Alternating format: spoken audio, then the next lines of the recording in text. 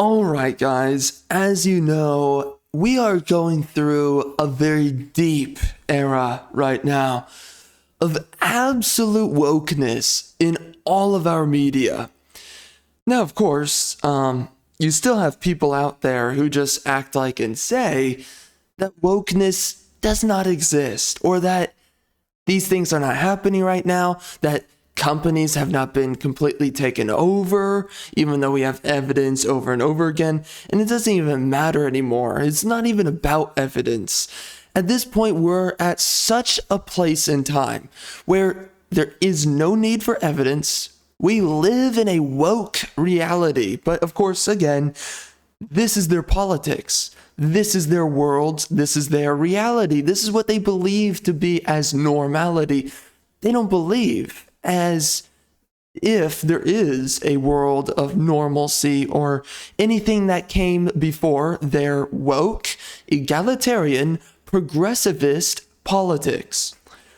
So with that being said, I wanted to sit down with you and I want to just check out, we did this with the Old Republic trailers for Star Wars, for the MMO.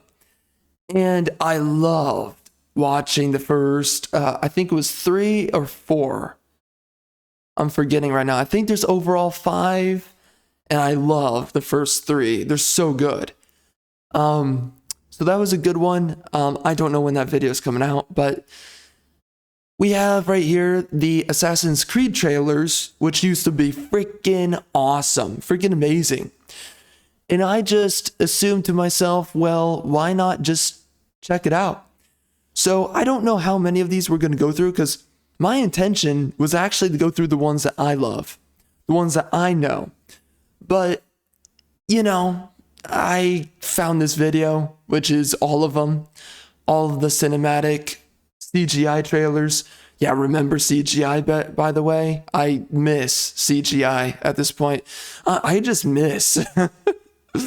I miss what things used to be because it was so much better. But yeah, we're going to be checking out every single one of these trailers, man. Golly, man. It was a different time. 2007, 8, 9, 10, 11, 12, 13, 14. And then it all just dissipated. Everything went woke. And now Assassin's Creed is just a shell of its former self. So without further ado, okay, the volume's looking good. Is the let's ensure that 1080, right? Let's do this. So this is going to be, I think, for Assassin's Creed 1. Again, I don't know if we're going to do all of these, but I am interested in seeing the ones that I definitely loved the most. So let's check it out.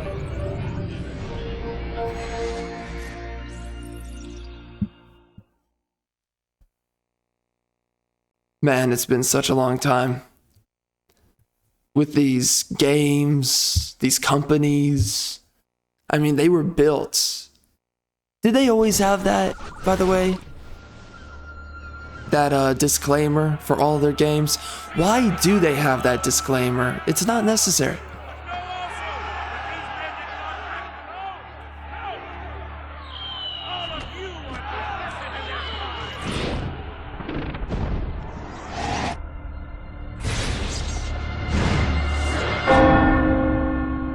Oh man, it's so cool. Right here, bro. The mastery of really what it is, cinematography, of in capturing a moment on screen.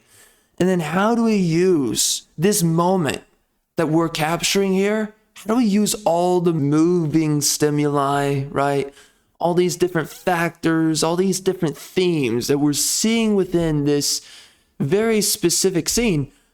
How do we make everything and weave everything into momentary narrative significance? How do we do that? And right here, we're just seeing that. Man, things used to be done so freaking well because we're already capturing the moment. We're already capturing the scene, right?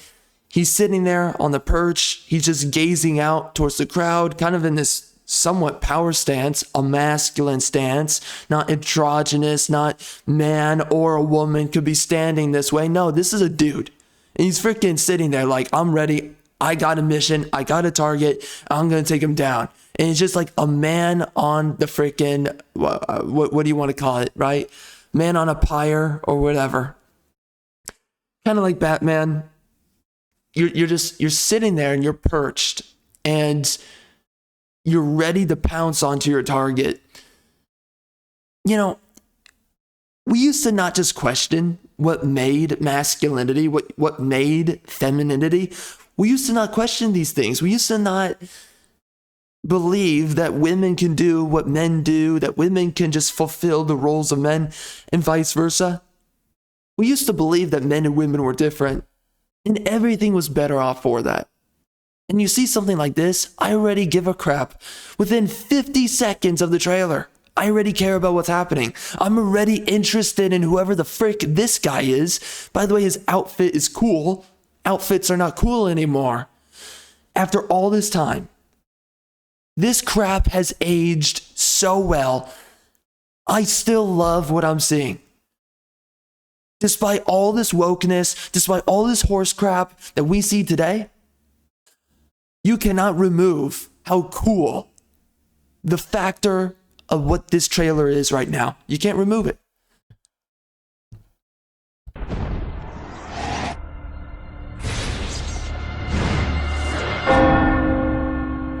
Again, it's so cinematic. It's so well done, man.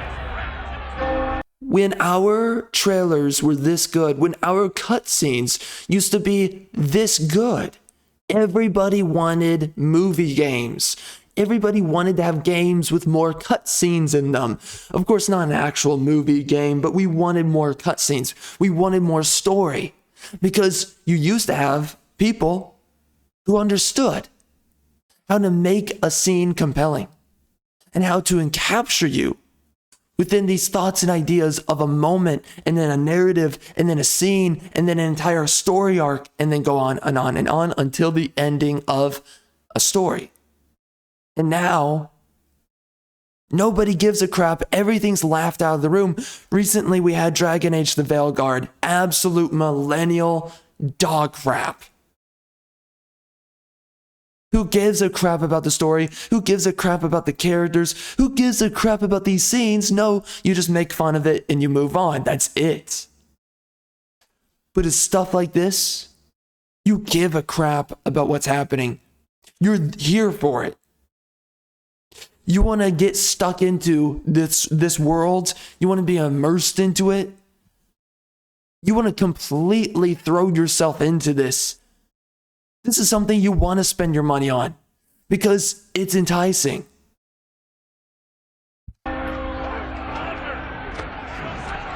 By the way, I don't know why the audio is kind of watery. I don't know what that is. It just because this is an older video game trailer, I guess.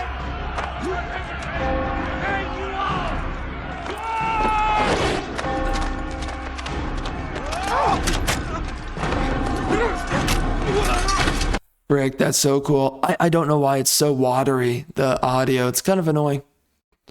Look at this. Throws out the crossbow, so cool. Fires it. I mean, he's already taken care of his targets before he engages, right? This is something, this would... Look at the fighting scenes in games like Dragon Age, the Veilguard. Look at the fighting scenes in a lot of modern day woke dog crap. It makes no sense. It's not logical. It's not reasonable. It's not cool. The main character or whoever's fighting, side character that's basically main character, they just win fights. No, this is strategic.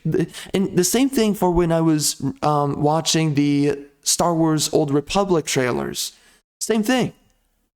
They thought about every avenue, every attack vector for every character. When the Sith and the Jedi are fighting each other in a scene, they're treating everyone as the main character. They're like, Okay, apprentice, Padawan, and the master on the Jedi side, and on the Sith side.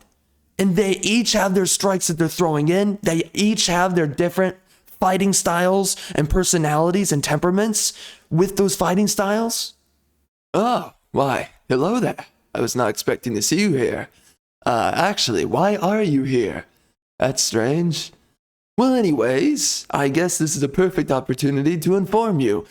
I'm an author, and you can go into the link in the description. If it's not there, then just search me up, Charles Arlington, on Amazon, and you can pick up my books. And please leave a rating or a review, whichever one. Anyways, see you later, queer.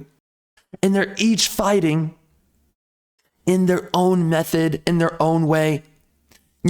One character kicks to get defensive footing in a fight, and the other character is slashing their blade, right? Using more brawn and force in their strikes to tire out their opponent, right? You got these interesting things, and then other ones, you throw in one strike, right? Double-sided lightsaber. You throw in the left side upward on a downward trajectory, and then it's blocked by your opponent, who happens to be the Jedi. Then you come in as it's being deflected off. You carry that momentum with the right bottom side of your dual saber, and you're coming in to swing through them through the lower waist, okay? Or, leg or whatever, okay? Lower waist or leg, whatever it is, lower body, trying to get that underswipe. And it's this kind of rationale, tactical fighting in a cutscene used to matter. These are things that we used to see. Now you watch a lot of scenes and fighting scenes from movies, television, especially gaming, all this woke dog crap, and everyone's fighting like a bunch of freaking retards. Basically main character, they throw their fists and the enemy just falls into their fist. Girl boss, literally freaking big burly dude shows up. She grabs him and throws him over a railing, as happened in, I think television shows like Moon Knight. It had a couple of scenes like that, but a bunch of, Disney films have been doing this, the Disney Star Wars and Marvel, all this trash. And you can go down the list of other films that have done the same thing, and they're not Disney. We've seen this over and over again, this nonsense of how do you take your viewer out of a scene? Right here, it makes sense. There's a tactic. 2, I think it's Enzo or whoever the frick this assassin is. There's a tactic behind how he's engaging in the fight. Dodge, yeah, really cool. Still has the crossbow. I think he stabbed him with it or something.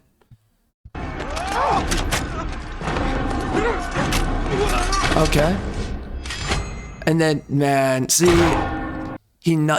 so he stabs him. I don't know how, but anyways, he stabs him, knocks him down to the floor, and then he uses his body to leap off and get, like a leaping target kind of strike into the face of the freaking, whoever his target is in this trailer.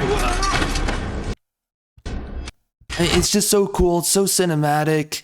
It's using every aspect of a scene to make it cool, to make it interesting, to make it engaging. We don't see this anymore.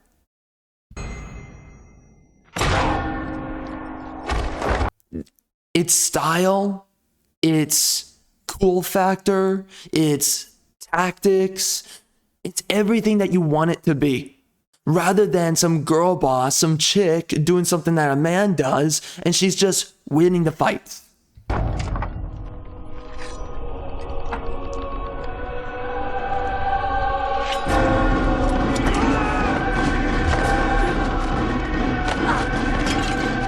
Something like that right there, right? Normal person just going about every day. This guy's an assassin, and she just gets knocked over like that. And of course, nowadays, right, that would be super problematic. But it's like, we weren't afraid. We were not afraid to be even in the slightest bit offensive. Nowadays, it's problematic that a woman gets knocked over, just a normal citizen getting knocked over as guards are chasing. It's like, oh, wow, that's unethical of the guards. They knocked over the woman with the citizen with a jar on her head. They knocked her over trying to chase after the assassin. Oh my gosh, it's super problematic, right? Bunch of people nowadays would be clutching their pearls, and we all know it. We've seen it how many times now? These losers, they clutch their pearls over everything.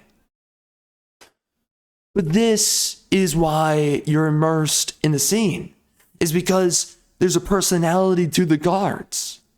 They pushed over the woman, chasing after the assassin.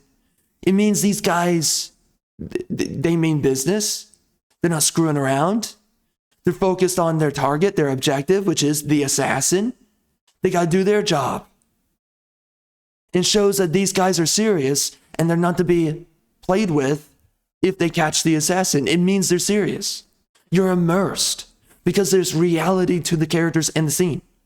This does not exist anymore. This does not exist anymore.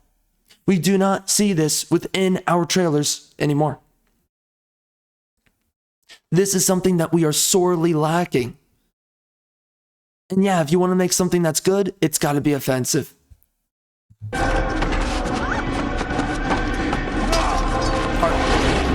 We got parkour. We got parkour in the freaking trailer, man.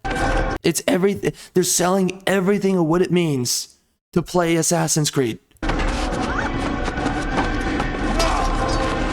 It used to be cool. The idea used to be cool of Assassin's Creed.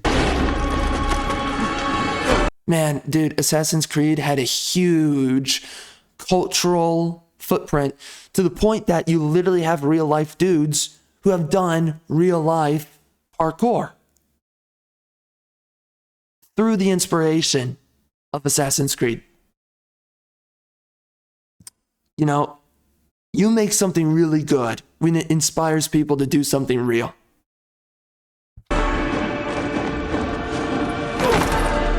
When your fiction translates into reality, you've done something good. You made something that was good work.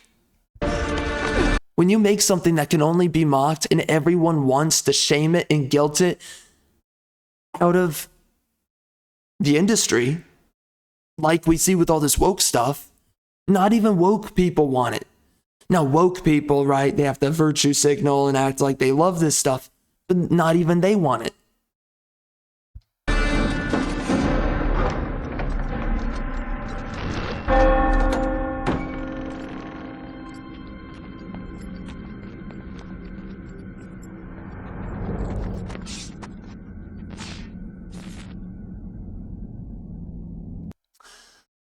So that's a really cool, I think that even back then, but even today, you could look at that part of the scene and maybe be like, that really stops the guards. But it is interesting because throughout history, it used to be that churches are not to be a grounds for combat or conflict, right?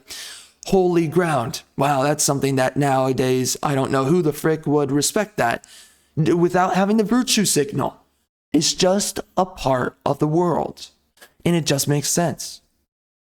That common sense that we don't have anymore these days.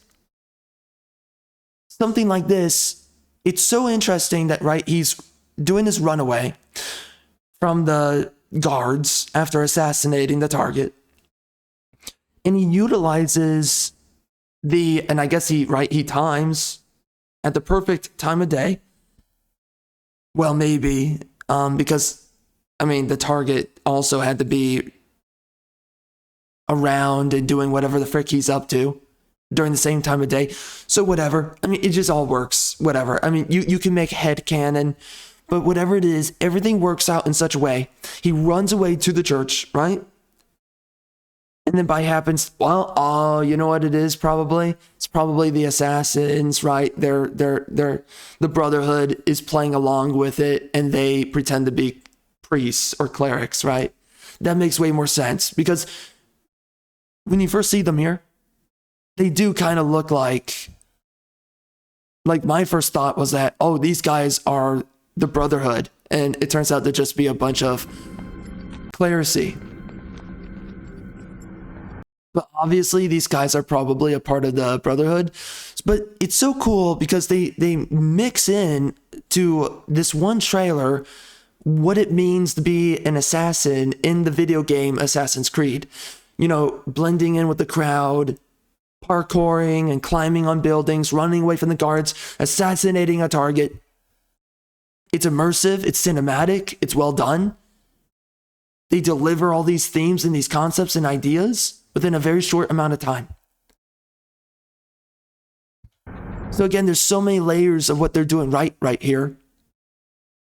Oh, and by the way, the priest is not black. Because nowadays you have these clowns who believe that, you know, white cultures or civilizations, that they are black or whatever. You know, Diablo 4 has a grand priestess or whatever the frick, played by Deborah Wilson, the face of ESG.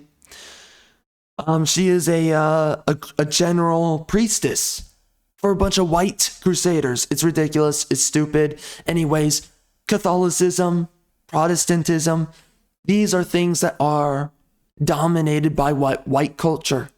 That are what? Originated from who? White culture. We don't get this crap anymore where it's like, oh wow, white culture represented by white people. Now this has to be, you know, maybe a Muslim there, black guy, maybe an Asian, just this multicultural dog crap. No, we get stuff like this. And this is a part of what makes it so good. This is a part of what makes you immersed in this world, is that these people are the race of their region. Wherever it is, whatever the fiction is, they are the race of the fiction. That's what matters, right? Because when we're making fantasy, elves are white. They're not black. And again, there's a bunch of retards out there. They'll say that Scottish people are black. They'll say all kinds of dog crap. They literally, there are leftists who sit there and they say, this is something new I came across. And I was like, what the frick? And leftists literally think they're correct when they say this. It's just fact of the matter. That Asians do not actually properly exist. They're actually European. Has to do with geography, you know, Asians are so disparate geographically. That means in some way, kind of, right? Whatever. That it means that they're not actually truly Asian and they're closer to European. But also these leftists, they talk about it and say that in the end, the true roots and basings of Asians are African. Again, black absolutionism politics, bro. It finds its way into everything. These wokies, what they want is for you to shut up and not call out their dog crap and not call out, you know, they don't want you to talk about race, but they want to be allowed to speak about race and say that, you know, Asians are not Asian and that Europeans are not European and that basically everyone has a root within Africa or being African, whatever that means. We've seen this time and time again, but anyways, you see this scene, you're still immersed. And it's just so interesting the way that they integrate game mechanics into the cinematic, or let's say the cinema of the scene. And it's very interesting leveraging into the fact that this is a church. It opens up and the guards, right? They're going to... So earlier, they knock over a woman to chase after him. They mean business. They're not screwing around. They're going to mess this guy up. But then, of course, we're seeing the fact that, okay, church, holy grounds, the doors open up. Probably the Brotherhood, you know, they're playing it up, their role. They're basically in disguises, right? And it leverages into the entire assassination that I think Enzo, or whoever the main character is, that he just committed. So the way that we're selling this, it weaves into itself. Man, it's so compelling and it just works perfectly. It already speaks for the world of Assassin's Creed without even any dialogue being spoken.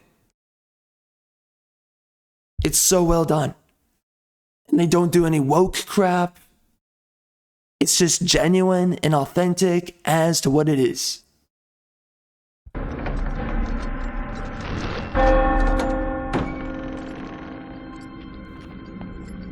It's a really good trailer. I mean, just the entire spirit and the flow of it, it's so good.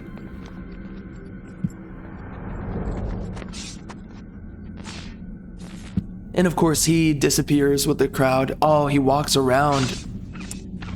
Interesting. Yeah. I mean, that's you could say that's kind of silly, but at the same time, that could actually happen. It looks silly that he just walks around, but right, those guys look a lot like him, and that's the point. There's a bunch of white-looking dudes with white robes, so clearly it has to be the Brotherhood. They're all in disguises, and they're all right. It's obfuscating the identity of the assassin. So it's just so well done. Man, what a great trailer. Oh. We got an ad, which I don't know what the frick is going on. Okay, well, anyway.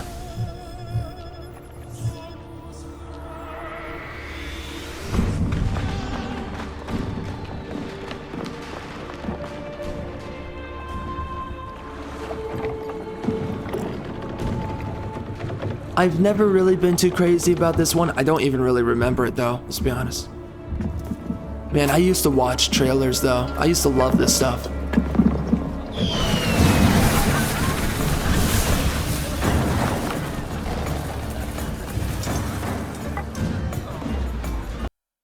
I want to say this though right now. Wow, by the way, nice rack. I want to say this right now. Trailers used to do a great job at capturing a scene, capturing the atmosphere, the nuance of a day and age, and people invested in a moment, right? And this is kind of like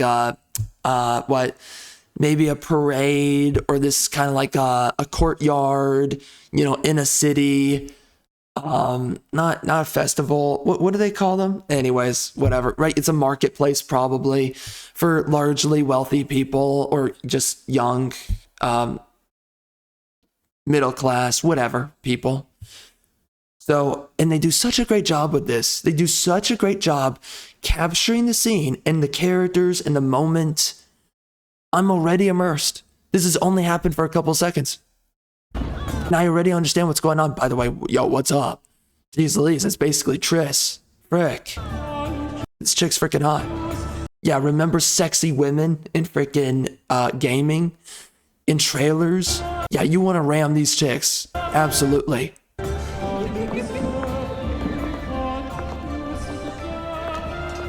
I think they're in cahoots with the Brotherhood, right?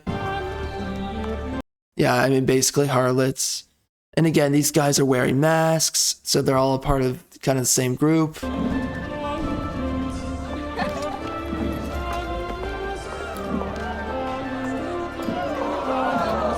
Golly, this chick's freaking hot. What the F? And then we got Fatso. He's like, dang, I finally get it. I've been waiting all my life for this one.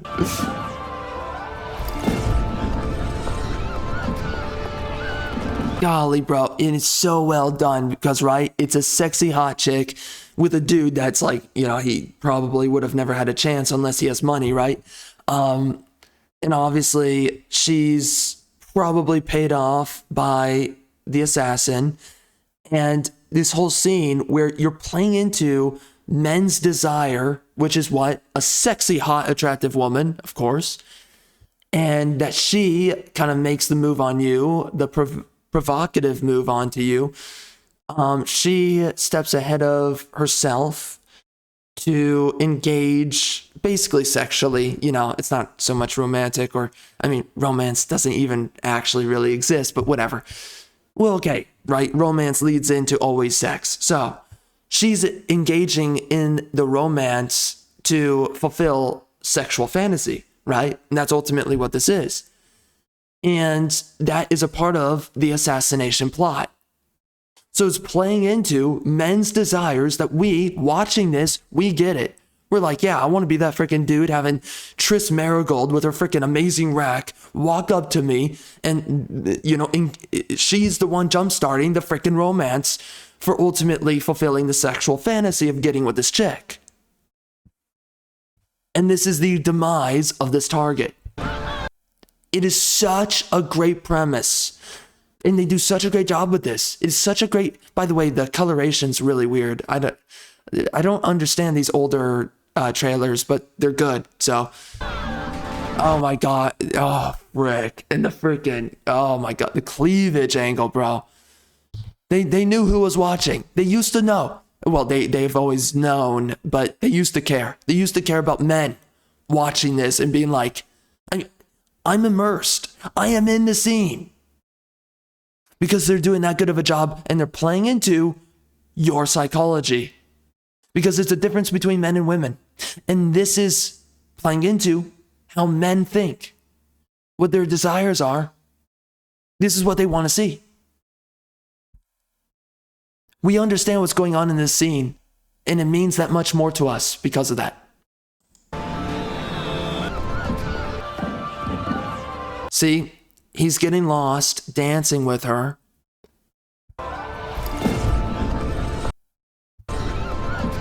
Sexy hot woman, dancing with her. He's getting lost in the moment. He's letting down his guard.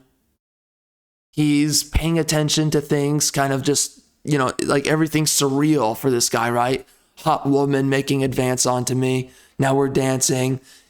And he's kind of following her frame. So when she looks up, he looks up. Again, he's just completely letting down his frame, and this is his demise. Probably that freaking cleavage.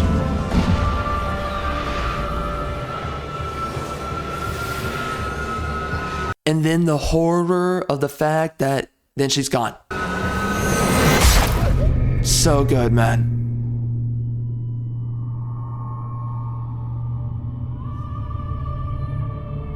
Oh man, it's so well done. Wow. Oh. It's so good. Catch him! Rip him apart!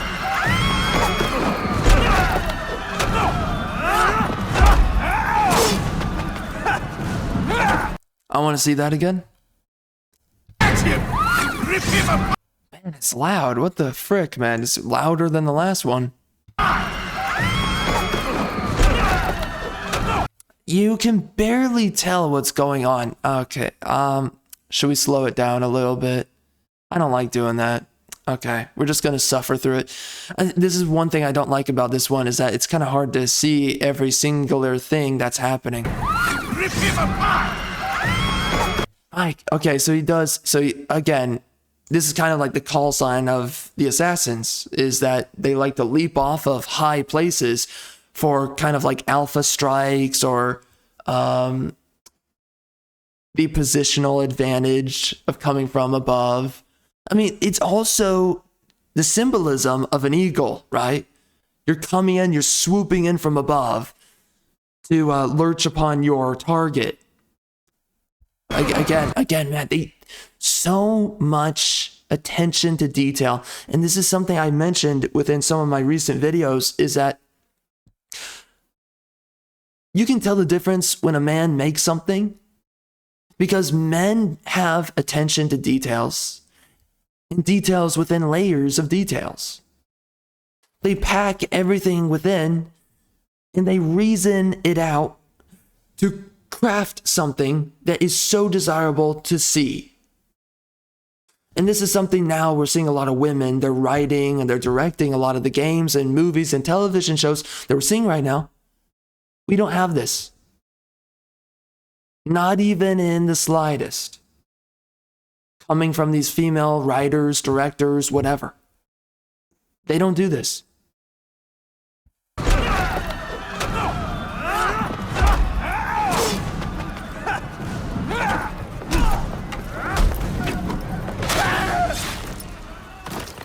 It's cool. It's stylish.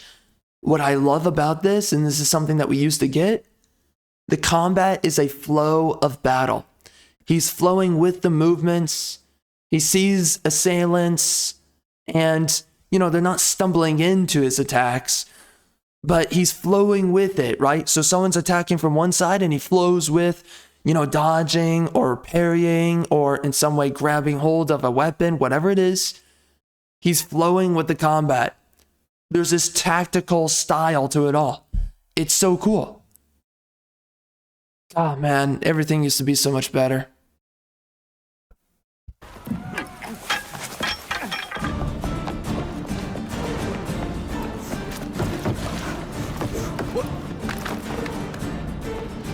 Again, incorporating in the trailer the parkouring.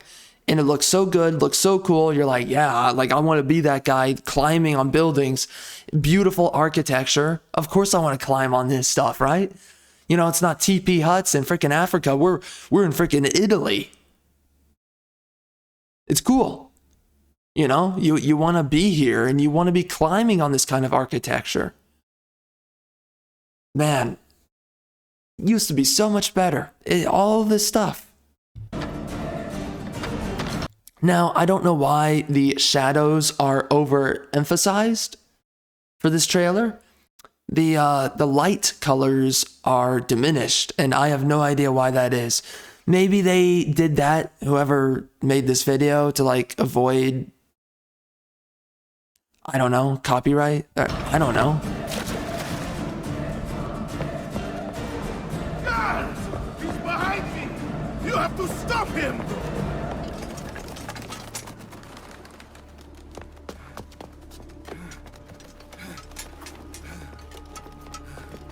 To the entrance. Don't let him see you. Wait for my command.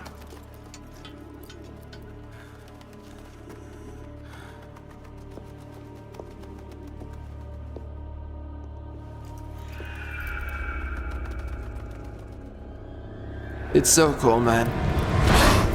Okay, wow. I mean, I think you would break your freaking legs. That's hilarious. But, I mean, it's cool. Again, this stuff used to be freaking cool, man. Nothing's cool anymore. I mean, just the cinematic nature to all of this, and the pacing of the cinematic moment that we are being immersed into right now.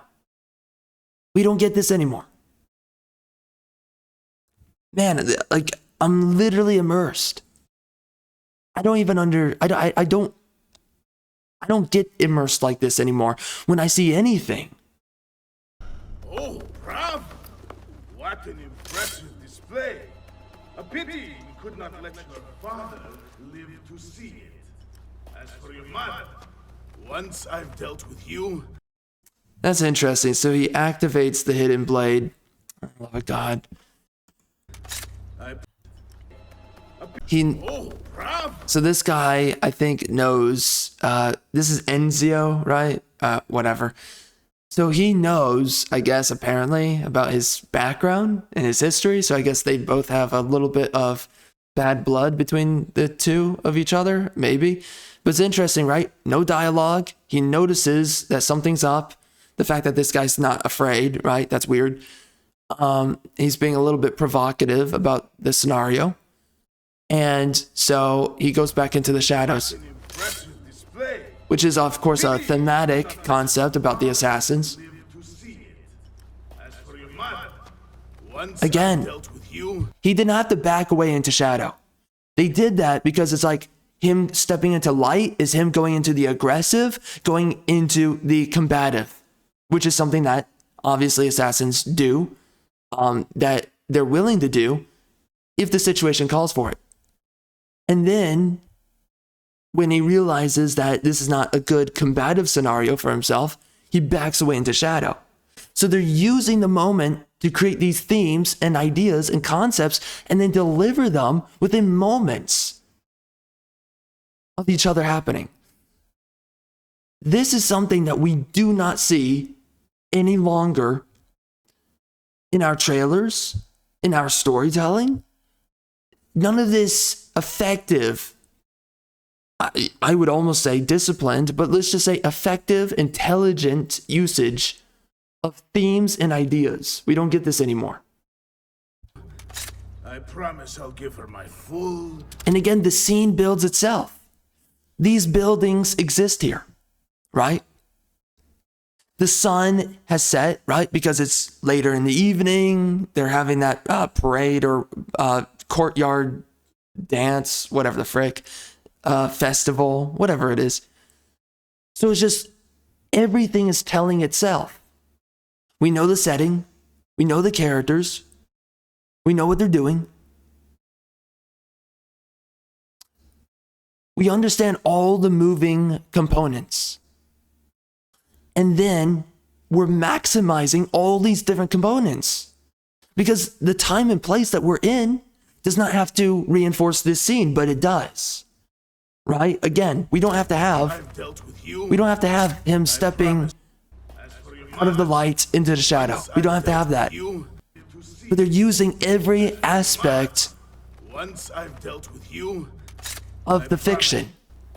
Every aspect of the fiction to build up the immersion, but also to surface into what are the assassins and what is Assassin's Creed.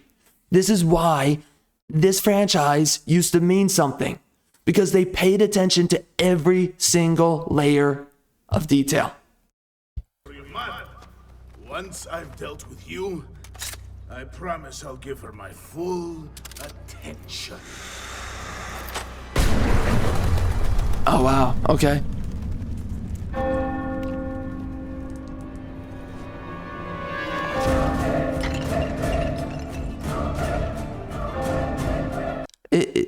Was the trailer originally like this, where everything's really I don't know, like the frame rate seems a little bit low. I don't know. I mean, this is older trailers here, so I just don't remember it this way, but also like it's been forever since I've seen this, so.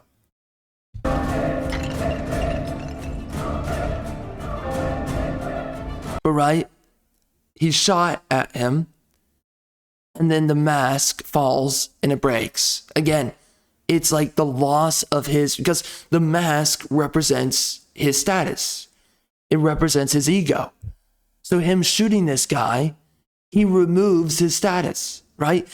It's like dethroning the king. That's what the mask breaking represents. Again, all of this attention to detail. That mask represents this character's status. The fact that he's a part of this group of men who have control, of course, right? Economically, militarily, and he might be a nobleman, a prince, whatever, but he leads these guards to do his bidding, right? He's a high status target, and his mask is associated thematically with his status. So him getting shot and falling down, it could just be that his mask falls with him, right? They didn't have to do this, but because this is what modern directors and writers, they don't do this stuff because they're stupid and woke. But they understood to deliver this layer to you, that Enzio, or whoever the frick this guy is, the assassin shooting and killing this guy, is taking him, it's dethroning him within his position, within the hierarchy, which obviously means that, that shattering of the mask is a representation of shattering the organization, or, right, now they're going to have to rejigger the hierarchy. And they're going to have to move around seats, right? Certain men are going to have to be reappointed. There's so many things that we immediately know that the mask represents. Again, his mask also broke. So it represents the organization, but it also represents him as an individual within the organization. His status being shattered is going to send a shockwave for all the rest of the organization, but also that's his position being shattered. So there's just so much that it gets you thinking about just by seeing it. It's activating multiple psychological layers at once.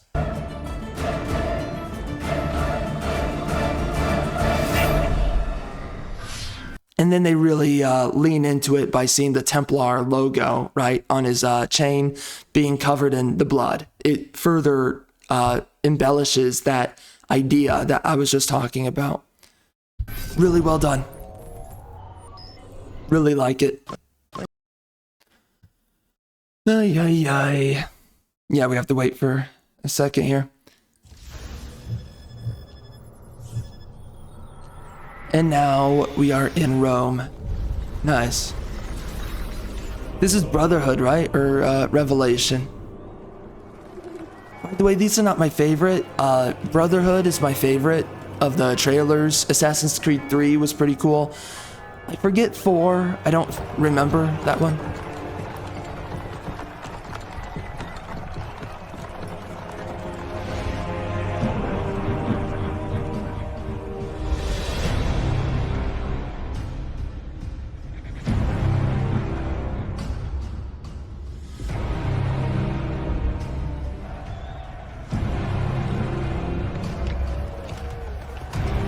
Man, dude, it's just so cinematic. It's not this cool anymore.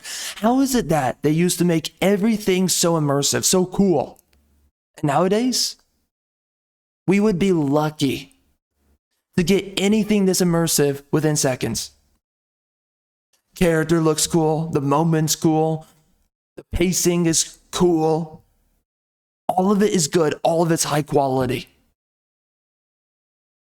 You're lost and stuck within the scene. And everything is so well, it's not choreography, but the motions are so well done. Like this guy aiming the gun is also cinematic. It's like, all right, training my sights on this guy. He thinks he's being slick by walking through the crowd where everyone's making way for him. And the way that this guy's readying the gun is like, right, readying up, but I'm not going to immediately fire upon this guy. So he's not taking him completely seriously, because that's the point for the assassin in this scene. He's overplaying his hands.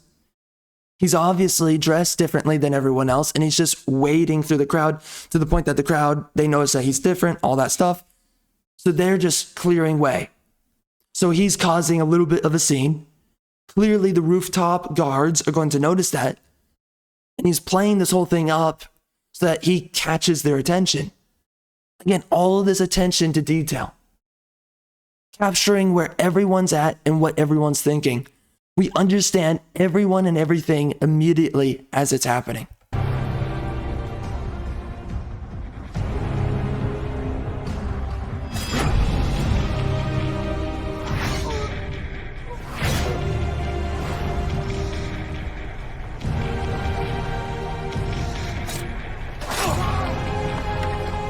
Okay, and then also furthermore, it's just cool, right? Like, he's not even trying.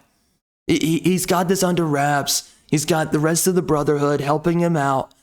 That assassinating this target is like, you know, he's basically doing this on autopilot. So the cool factor right there too. Again, using throwing knives, bolts are being shot into these guys. Obviously, the rooftop guard, he got hit by a hidden blade. You know, it's just cool. And there's always something different happening. Beautiful scene, by the way.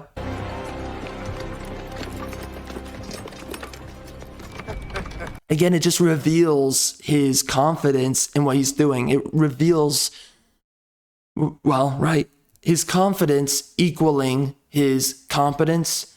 And also, of course, the competence of the organization, the Brotherhood. Ezio Auditore. Brave of you to stand alone. Oh, he's Ezio. Okay. But also quite foolish. Assassin.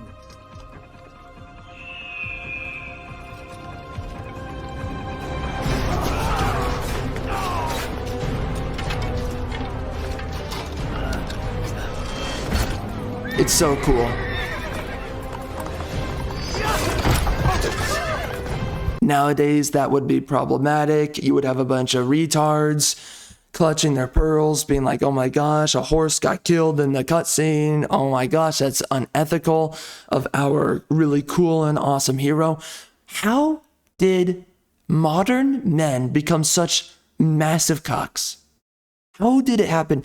They've been pussified so extensively that stuff like this triggers them. So now we don't have this. because it's problematic.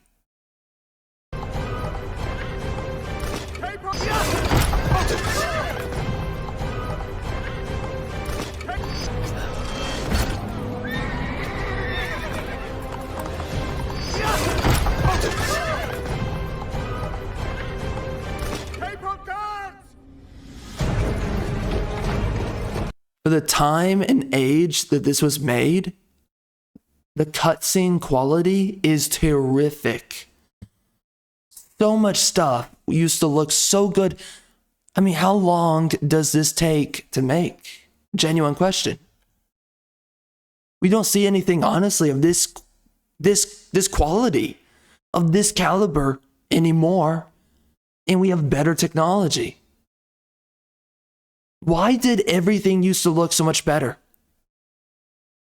I mean, even the previous trailer, Assassin's Creed 2, even though the coloration is off, it still looked good. The woman, right? She looked freaking amazing, just like the graphical quality and everything, and her breasts. I mean, what the frick, man? Nothing looks as good anymore.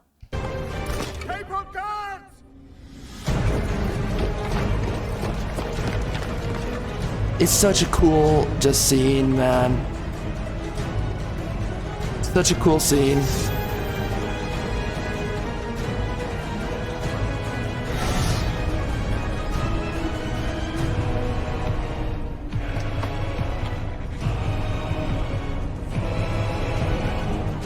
Wow, where's my diversity? Wow, this is so bigoted. It's a bunch of white dudes showing up to back up the main character. Bro, it's such an awesome moment just having these other assassins show up with their diverse weapons, being like, yo, what's up? We're about to, outnumbered, but we're about to freaking take you down. Oh my God. Man, it's just so cool. And they're leaning into the fact that this one character is a Templar and he kind of lives for battle, right? Kissing his blade. God, it's so good. All the themes, delivering it within moments. Everything's so awesome. Look how beautiful the armor is, the architecture, the design on everything. Everything looks so good. Everything looks so good. Golly.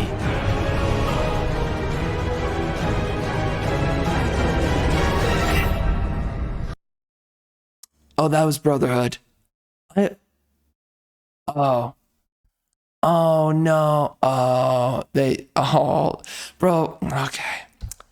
The song for this trailer is freaking great. Now, I think sadly it's copywritten, so. Oh my gosh. I wish it wasn't, man. Music used to be so much better too, by the way. It used to be so much better. Frick. The song for this trailer makes it so much cooler. And the freaking trailer is already cool. Oh gosh, I think it's Bastille or it's someone else. Oh gosh, man. Oh man. Our music in our culture used to be so much better. Nowadays it's just trashy rap. The song for this trailer is terrific. It really captures the moment just perfectly. It sucks that we don't get to hear the song because, copyright. Screw my life. Oh, so, okay, yeah, this is Brotherhood, as I said. The previous one was... Oh, this is Revelation. Screw me. Well, I don't know if the audio's going to come back in. It's really unfortunate if it doesn't. You know what, man? I might just take it on the chin and I might have to do it. This is my favorite one. This is my favorite freaking trailer. So I might just take it on the chin and just do it. Screw it. I might just do it. God, so cool. I might just do it. Yep. I'm gonna. Okay, listen, we're gonna. You know what? All right, fine. I'm gonna jump cut right here. All right, guys, we are back. I had to do this because love of God, this one is like one of the best trailers ever made by Assassin's Creed. It's just freaking good. Here we go. We had to do it. 18. We had to do it. We have to hear this one. So good. By the way, I was looking at these trailers. They have tons, millions of views. So good.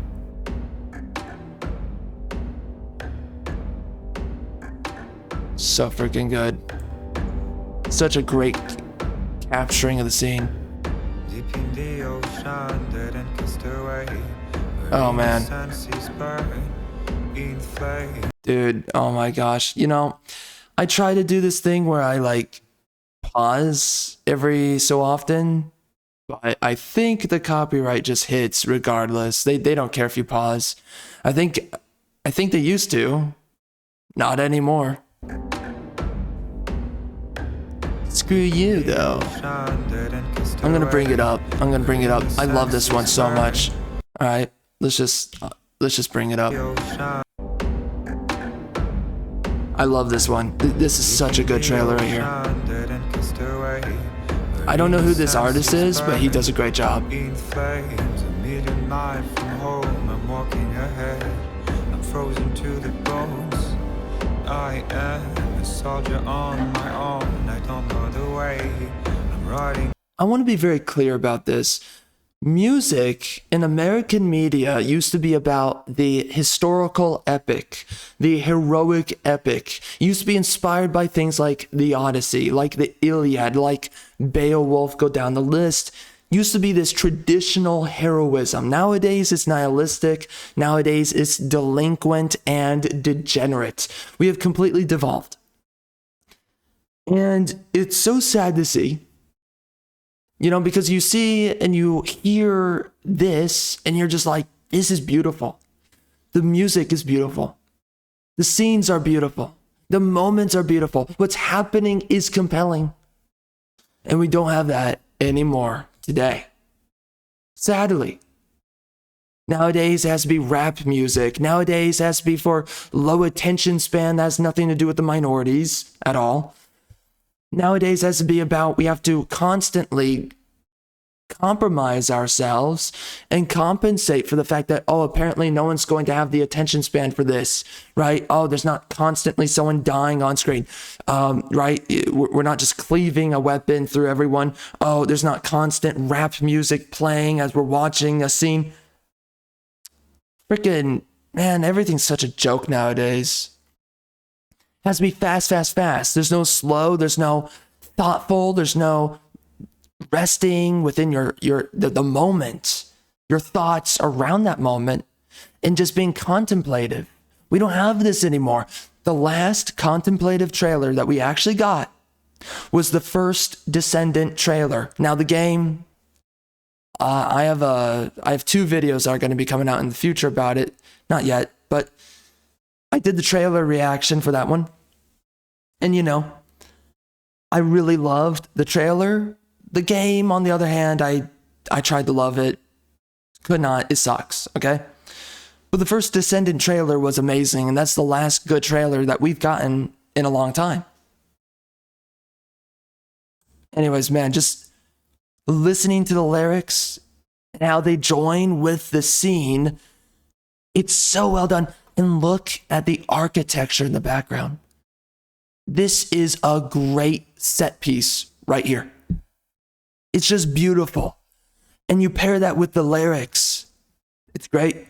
I am a soldier on my own. I don't know the way. I'm riding up the heights of shame. I miss music like this. I really do. I'm waiting for the call. The hand on the chest. Just such a cool scene right there that he's perched on that freaking mountaintop. I'm ready for the fight and fate. He shows up, gets shot because they're on guard. I mean, you could say that he kind of effed up right there, right? It's kind of funny, but this is such a good freaking trailer because, like, this is a man that starts off, an assassin that starts off wounded, and he still figures out a way to win. Oh, wait, no. He got hit in the armor. There's no way that this, there's no way that hurt him. The villain looks cool. Yeah, he got hit in the pauldron, so whatever. God, it's such a cool scene. It's so cool. Look at, and then the whole army. Oh, so they hit him intentionally. Kind of like to stoke fear, but also to, kind of like a provocation. And the attention to detail. They could have shot him elsewhere. They shot him in the armor. Man, that's good. So, again, nothing has to be spoken or said in the scene. We already know what the main character's thinking. We already know what the villain is thinking. We already know what the army behind the villain is thinking. Nothing had to be spoken or said. Now just wait a minute. Have you guys ever questioned yourself as to whether or not you're gay? Because here's the simple question, and really here's the simple problem. You've been supporting companies that hate you for how long? Companies that make dog trash stories for how long? And you've been begging for a solution for how long?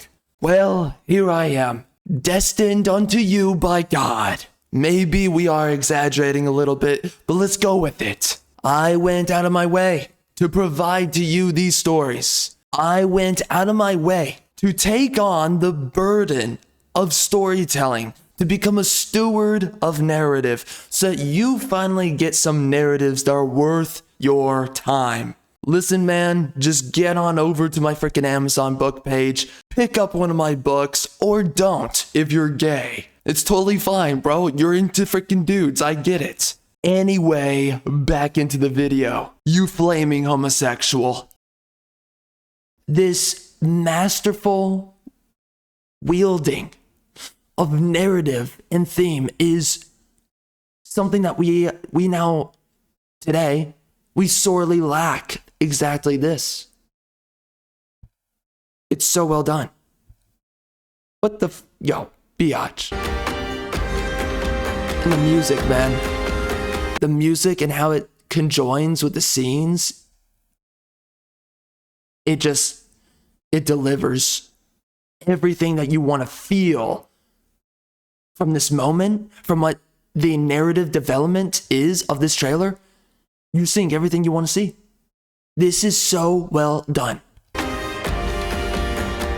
Immersed within seconds. Something that these modern day products cannot do. It's so cool. The way he just stares up at a freaking army of men, foot soldiers. And he snaps off the freaking arrow from his pauldron. It's, oh man. So good. Man, and I love it, right? How that freaking, you listen to the music right here.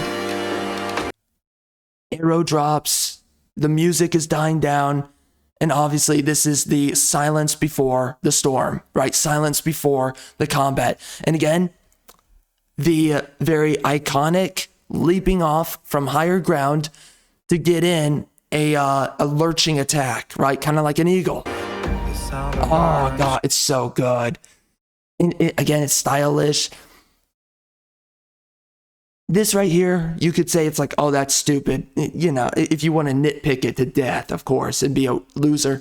But it's just cool. And it makes sense in the scene. It's a part of the theme of what is it to mean to be an assassin in Assassin's Creed. He leaps off the rock to literally land his 2 feet onto the face of the foot soldier. It's just cool. And it also it represents the competence of this assassin. The fact that he can do something like that. It's not just, oh, he does it just because he's a, right, air quotes, girl boss. I mean, of course, there is no such thing as a male girl boss, but, you know, feminists, they want there to be such an idea because they can't take it that girl bosses are just stupid and that they're called a Mary Sue. Anyway, this right here, it just simply resembles to us that this is something that most fighters, warriors, whatever, they can't get away with doing something like this. Only he can because he is a well-trained assassin, and we know that. The way that the scene is captured does exactly this for us, and it's so terrifically well done. I want to see that again. It's so freaking good. The music is so good. Love it.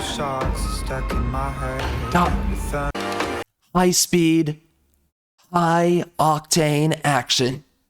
And on top of this, it's this tact, it's this eloquence, or it's this style, it's this absolute bliss of combat that he is capable of, that he can get away with doing something like that on a pikeman. But obviously he probably is using his positioning and his speed to his advantage against a spear. So that can make sense in its own way there. But it's just so freaking cool. Because then he follows the flow of combat doing that. And then, oh man, he dodges. He brisks away the tip of the spear. And he comes in with a hidden blade. God, so good. Frick. Man, I love the momentum of the freaking fight. The fight scene here. And it just perfectly resembles his sheer competence within combat. Within so little happening on screen. So good. Oh man, the back roll. So good. Ah, it's so cool. He's using their weapons against them. Golly, bro. Rick, that's so good. Man, the flow of combat is so cool. He's following the flow of combat, fighting them. Golly, we do not get this anymore these days. Look at Dragon Age Veilguard trailers. I mean, that's recent example, but there's so many trailers. They have nothing on this. This is freaking good. This is freaking cool. I love this. The flow of combat. Golly, bro. Hitting a target, neutralizing a target, staggering a target, using your environment or any resources immediately available to your use. Oh, gosh, it's so cool. God, and the dude. The cinematography here the choreography is so well done. How the slow downs and the speed ups and the slow downs and speed ups. Freaking good. Oh man, and so good. Man.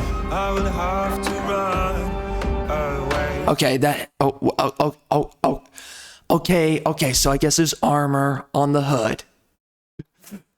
But, headbutting a guy with a helmet, that's not going to go well. But anyways, it's freaking cool.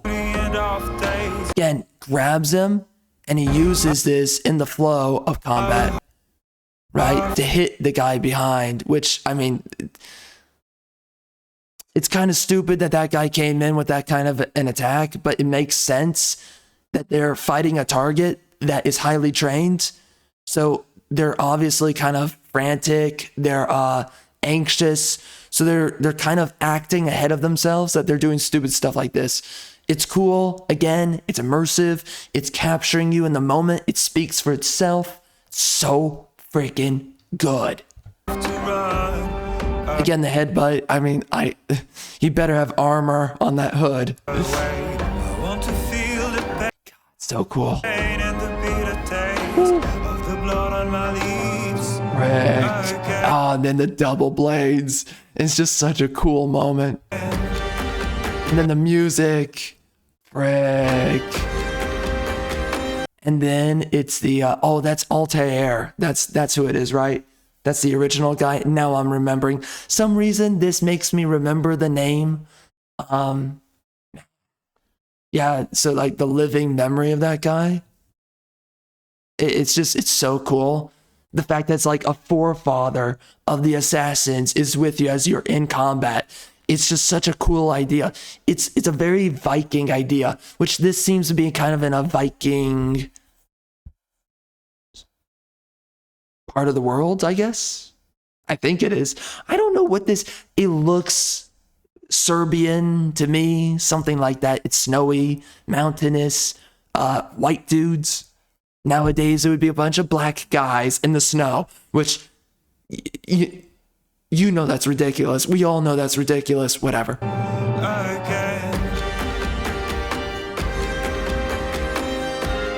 So cool. Oh, and then, oh my gosh, that's so good.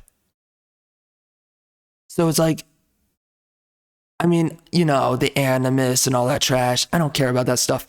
What you think when you're seeing this, without knowing about the Animus or anything, it just looks like the spirit of a forefather and the assassins is with you. As you're in the heat of combat, it's like you're imbued with the spirit of the assassins, right?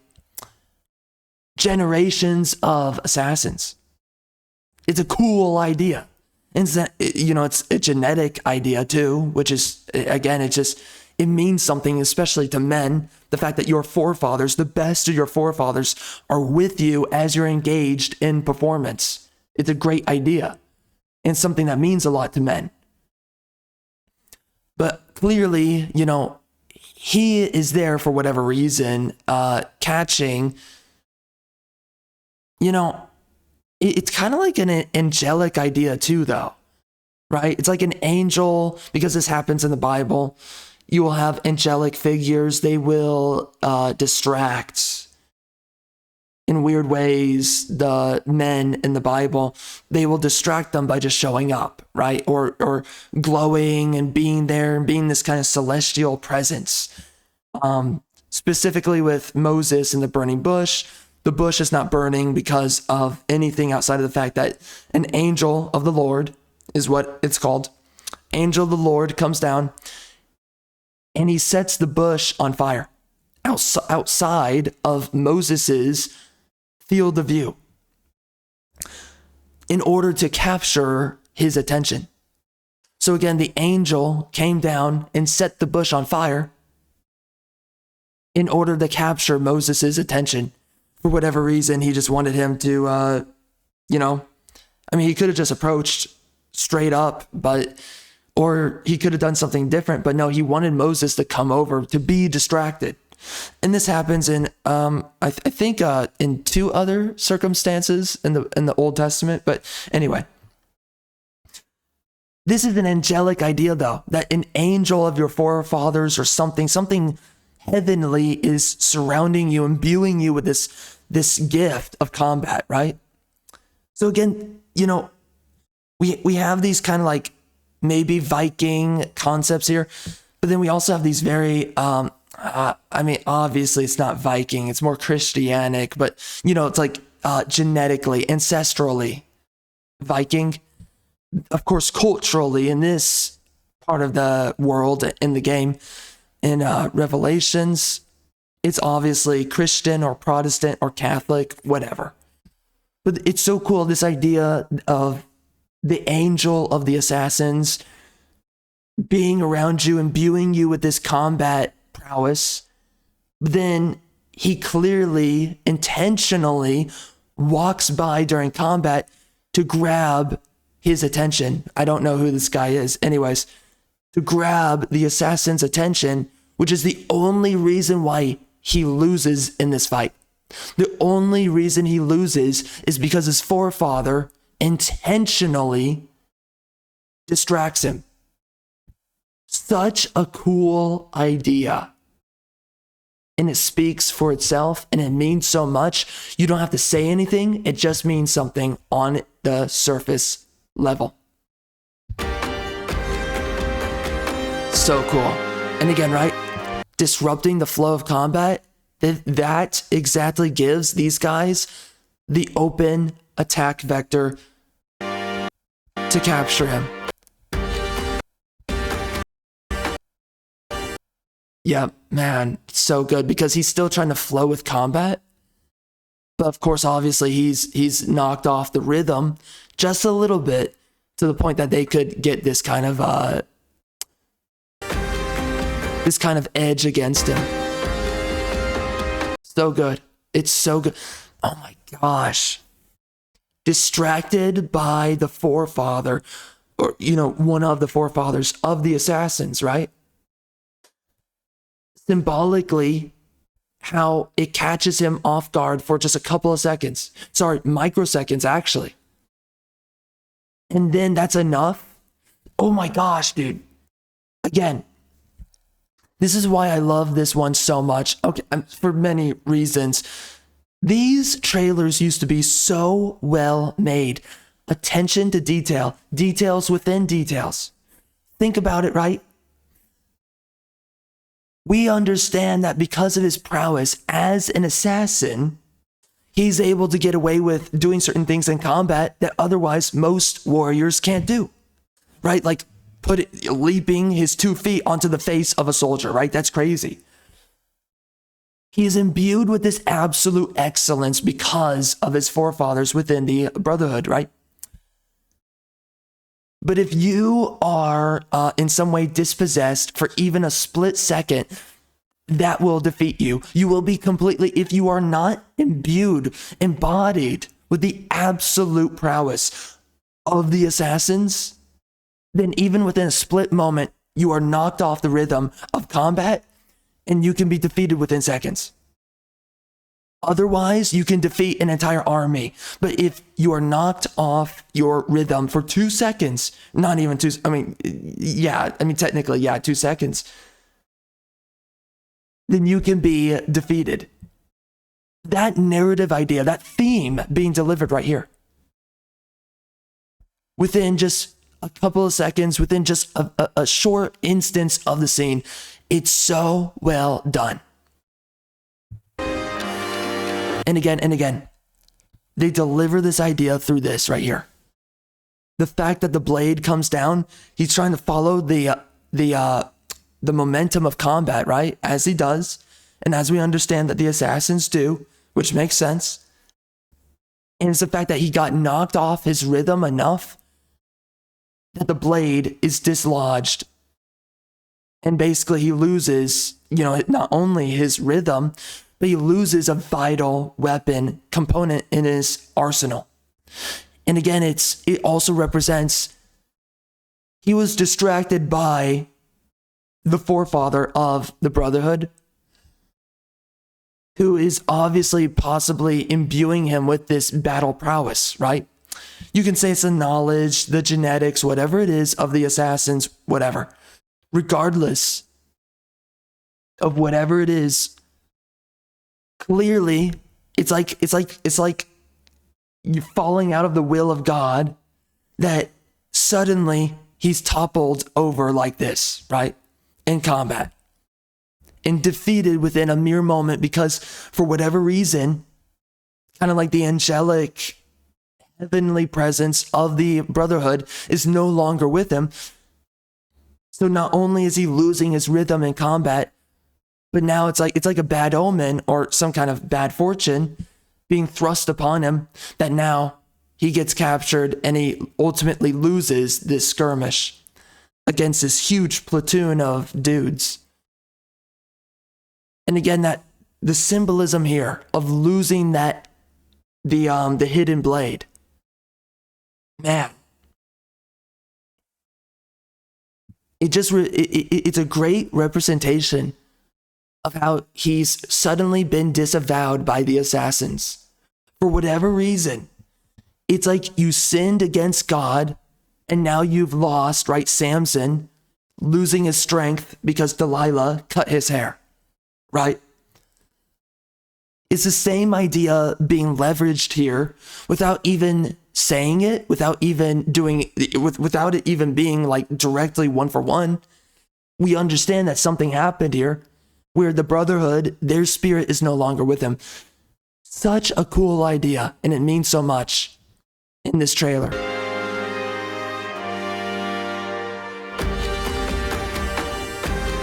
So good.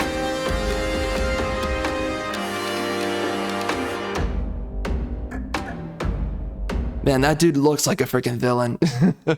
He looks like the dude that wants to spit on you.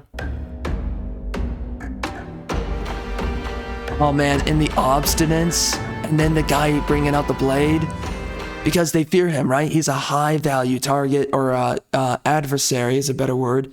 He's a high value adversary. So it makes sense that he's just bringing out the blade. He's bringing his sword out of his sheath. This guard is just ready to freaking execute him on the spot, right? So good, man. It just delivers so much. And then clearly this guy, he's very confident and he's not concerned. Yeah. And again, it just shows the obstinance, the stubbornness, the kind of the rebel spirit of the assassins. The fact that he resists being pushed around and that he walks himself to his own death. And then, of course, again, the forceful nature of the Templars being expressed in this scene by the guy pushing him despite that. And allowing him to have the freedom to walk to his own death, right? But he still pushes him. Attention to detail. This is something that we used to take for granted. Everyone was being hired on merit, ultimately speaking. We all knew it. Everyone working on this trash were men who were good at their jobs. We got good stuff like this because of that. All of this attention to detail. Look at his outfit. It's so cool, by the way. You don't see this anymore these days. This outfit would look terrible on the Templar. And again, he's walking in the footsteps of his ancestor, right? Altair, walking to the plank. And he's noticing the fact that he was distracted. So he was distracted, right? He lost his rhythm in the combat. And now this represents to us that Altair wants him to be here. Right? So it's literally like an angel just leading you through how to get to your target and get the assassination off.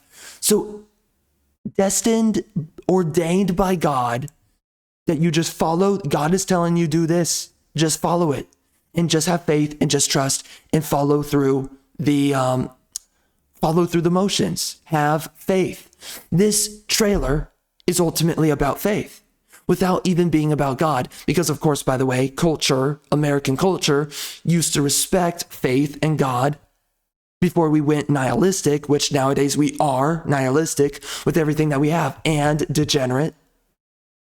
But this is such a great trailer for so many reasons. But on top of it, it's this underlying idea of having faith. And we're using Altair as an expression of an angel. And that basically, listen to the will of God, you will defeat your foes.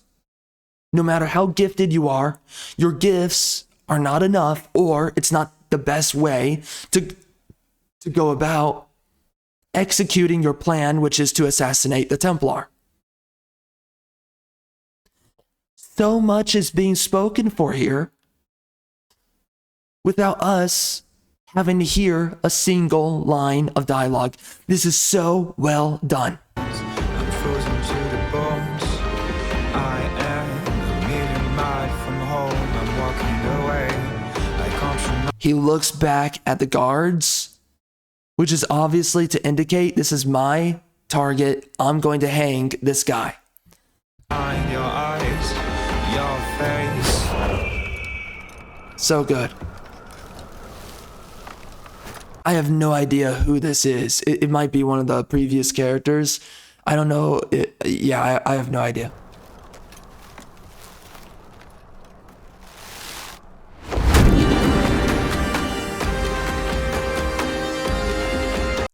It's just so freaking good, bro. Music. The music is, oh my, I forget which song this is though. It sounds so familiar. I think I know the artist, but anyways, bro, it's just frick. It's good. Oh, you know what? I actually know what song this is. I don't remember the song name anymore, but I did actually track it down. Isn't it called like Faber Hura or whatever? I think it might show it here. So producer, dude. I'm so glad to see this, bro. They don't show you the credits anymore for a trailer. Wow. So, okay, let's look at this. A man.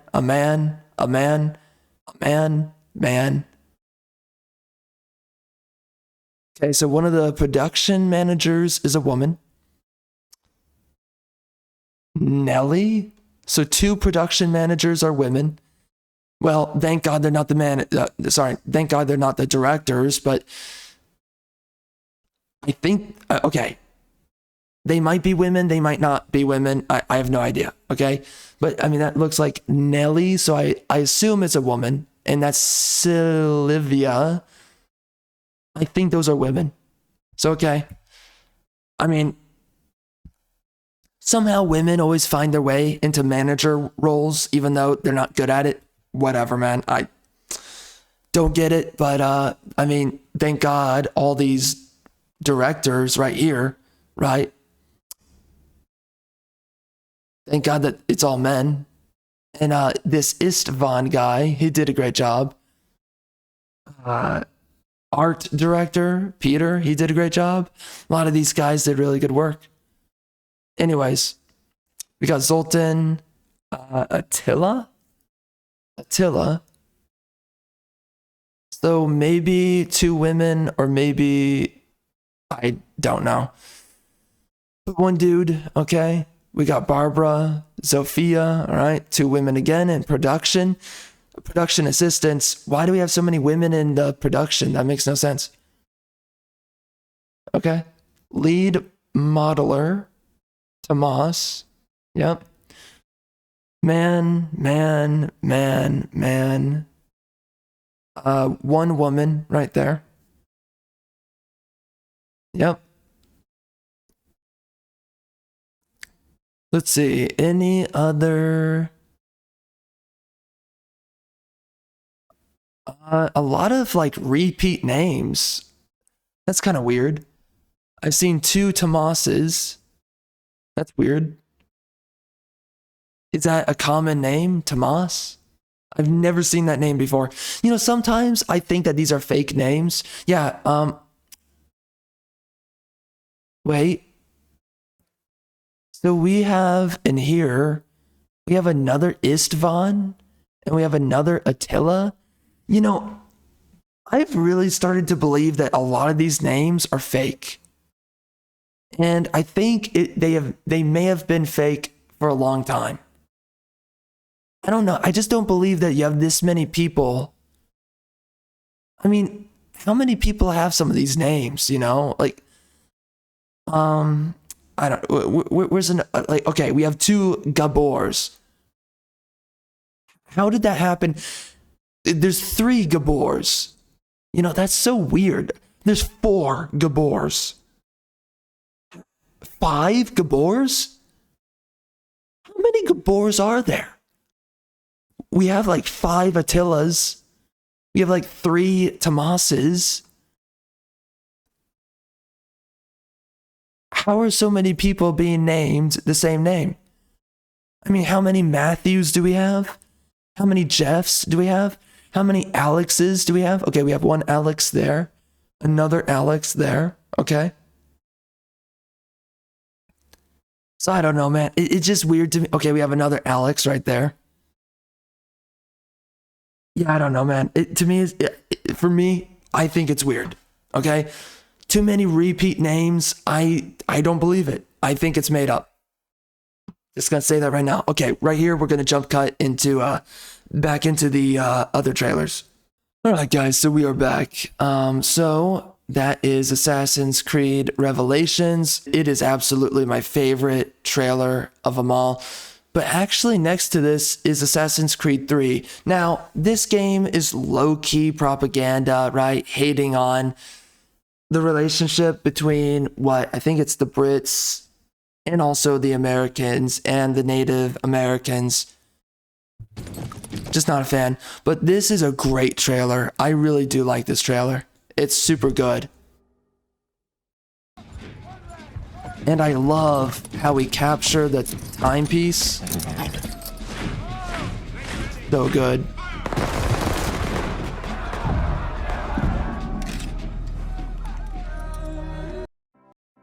Oh, what? Bro, this is where we put in an ad. For real? Jeez. Yeah, the eagle, man. Again, a huge aspect of the Assassins. And of course, it's the American eagle, which is just the best eagle on the planet. I miss the days of patriotism, I really do, because nowadays, who the frick cares about the American eagle? Who really cares? Genuine question. I mean, nowadays, your dog can be an American. Everyone can just say that they're American now. Doesn't mean anything anymore, but, you know, once upon a time, it meant a whole lot. And just seeing the American eagle, man, geez Louise. You know, patriotism it used to mean so much. And it just really bolsters this trailer, just seeing that freaking American eagle. It's great. I love it. I watched them fight and die in the name of freedom. Yeah, I don't like... This is when wokeness was creeping in, and obviously this is more about identity politics, Assassin's Creed 3, for the Native Americans. I'm not a big fan of that. I don't like that.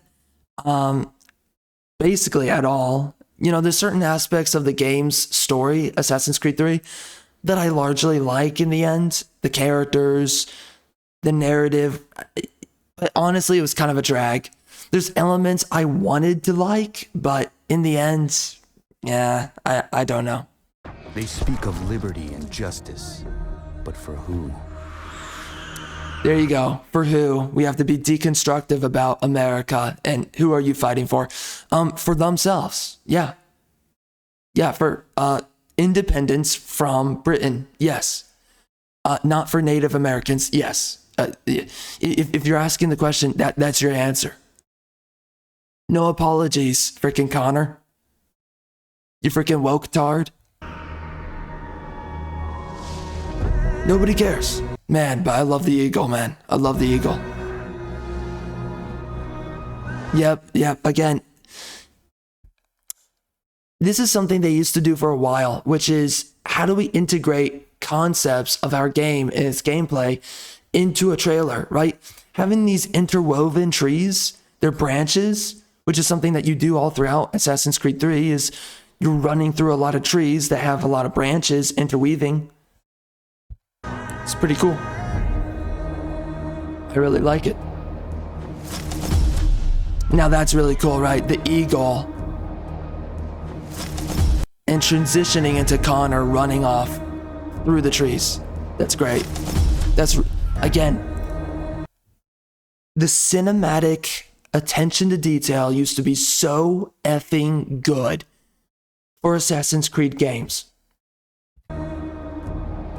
It's just great. It's terrific. I love it.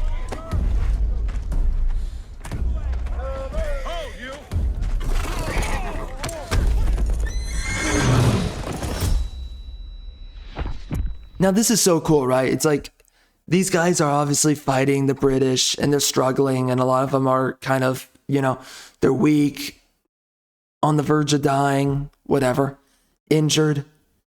And this is a man that just does not give a crap. He doesn't give a crap about the rules. He's just pushing past all of them.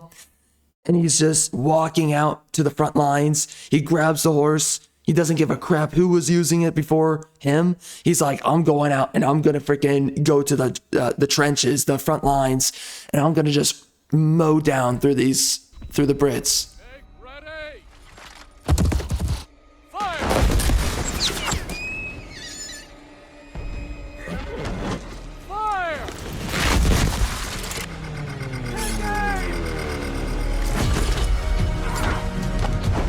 So cool. Oh, the combat. Oh, it's so good. Again, this theme of flowing into combat. And look at how it's always this idea. Now again, right here, we are delivering the fact that the idea that assassins are nimble and fast, right? So the horse gets shot, which is now super problematic nowadays.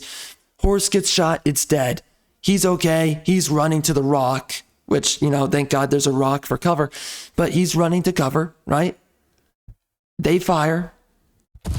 And again, the way that they utilize musket warfare to deliver this idea of the tension, right? Is he going to run to the scrimmage line in enough time to combat the Brits, right? In melee combat. So you feel that tension. It's so good. And yeah, it feels a little bit silly, but it works largely. But anyways, right? The tension of him running in. And then it's always this idea leaping off of something for your alpha strike into a fight. I love that this is the idea that we see throughout all of the trailers. Again, this attention to detail. I imagine that nowadays they don't care about this, right? Now that Ubisoft is a complete joke, but back when they were still in love with Assassin's Creed, they really made sure throughout all these years to honor the themes of the assassins and how they engage in combat. Again, coming in, lurching in, right? Yeah, bringing the guy down. And then, man, the flow of combat. So good.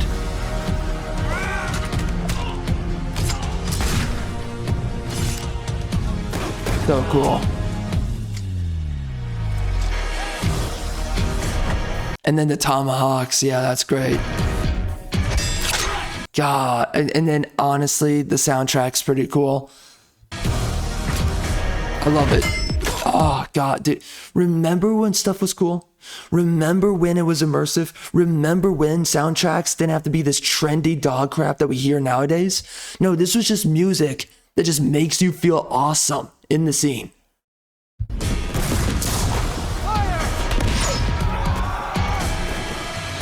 See, the prowess, the battle prowess of the assassins inspires other men to re-engage in a fight that they're losing. It's such a cool idea that they deliver in such a few couple of seconds. I love this trailer. Maybe not as much as all the other ones, because this is around the time that, right, Ubisoft started to wokeify a little bit, but, you know, we still have good, you know, because there's a lot of trailers you could see when wokeness was creeping in. You can see this with the Star Wars The Old Republic trailers.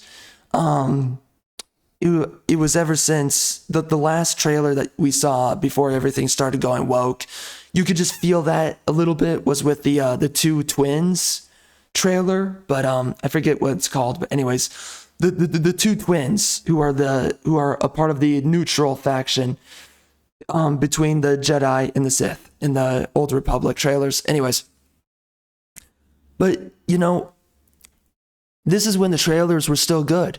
Despite the fact that we were kind of broaching into now a little bit more of identity politics and just woke narratives and themes, but it's still so good, man. The combat and the choreography and the cinematography, it's so good.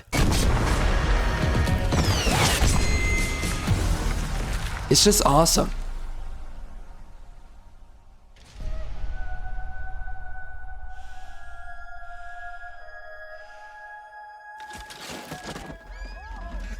On him!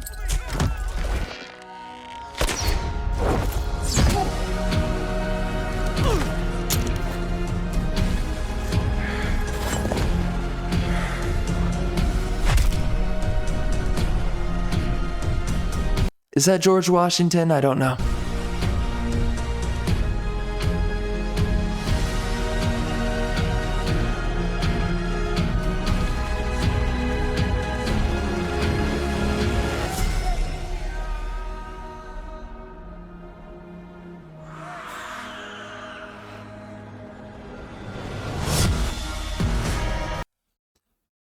Oh, wow. And then they had a quote, insurrection is the most, oh. Yo, wait. Are you kidding me? Okay, whoa. Am I about to read? Okay, let's see. All right, wow, this is crazy. Am I about to read? Oh my God. Bro, this is hilarious to read. Now within the scope of what we know about modern day and the left and how they think about things. Oh my gosh. Yo. Ubisoft put this at the end of their freaking trailer. Woke Ubisoft. They were wokeifying around this time. Even then, they put this up. Whoa. Okay. Oh my. This is crazy, bro. I can't believe I'm reading this right now. Okay, well, I barely read it. I've only glossed my eyes over it. I just cannot bro. This is insane to see nowadays. Here we go. And this is in a pro-American or American-inspired game by Ubisoft, right? This is about America, American history. Showing us something that is in the spirit of the founding fathers. Here we go. Insurrection is the most sacred of the rights and the most indispensable of duties. Whoa. Holy freaking crap. That was in, bro, I'm amazed that HR or their PR, whoever, I'm amazed that they didn't go out of their way to be like, yo, take that down, delete it, scrub the records. We never made Assassin's Creed 3. That game never existed. We burn the copies. This is why, by the way, right? This is why we never got Assassin's Creed 6. This is why they rebooted the games. They wanted to disassociate from this. Insurrection is the most sacred of the rights and the most indispensable of duties. This is by a company that was turning massively Democrat. Nowadays, we understand what the Democrats think and say about insurrection. Whoa. Holy crap. That is crazy. And it's crazy to see a founding, the more that you educate yourself on the founding fathers is the more that you have these people, they talk about the uniparty and they always advocate for the uniparty, that the left and the right, they should come together. And you always have these people at the same time also saying that there's not much difference between the left and the right, and that the left and right, they need to stop seeing so many differences between each other, even though there's so many massive differences. Okay. Isn't it crazy though? Because if you just look at what a lot of the founding fathers, a lot of their rhetoric, a lot of their beliefs, a lot of their ways of thought, for one, it was just masculine. They thought like masculine men. End of story. They don't think like the cucks that we have now today. If you want to be an American, you don't think like a freaking Democrat today. I mean, Democrat in general, but specifically, I mean those two things separately. You don't think like a Democrat today. I mean today just as in, in modern day, okay? Not modern day Democrat, but regardless, I mean Democrat in general.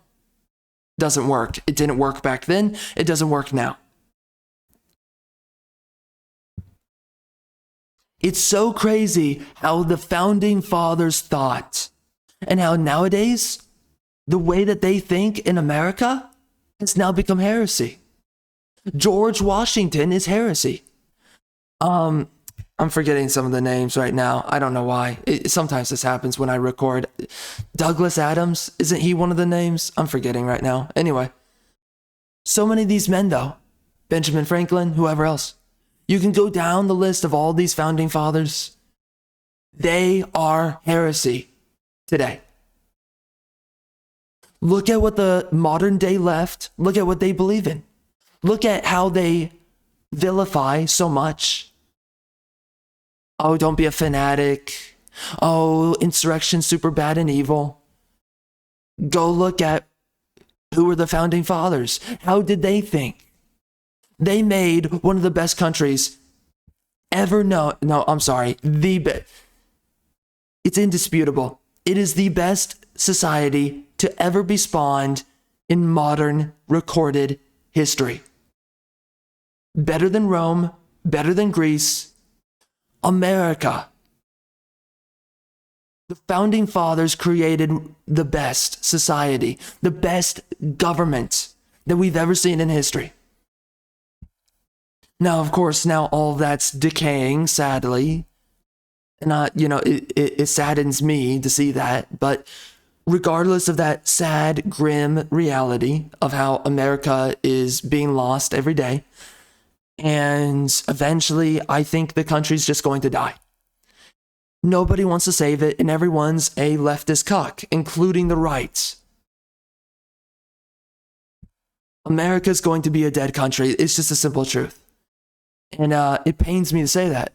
But it's something that just every year it becomes more and more realistic. The idea crystals much more heavily as time goes on. Regardless of the fact, though, you look at how the founding fathers thought, you look at a lot of their quotes, you look at a lot of their rhetoric. The founding of the Republic of the United States of America is a Republican notion. It was never Democrat to begin with. And honestly, the Democrats are not even democratic. They're not even democracy. There's something completely contorted and different. I don't even know what it is.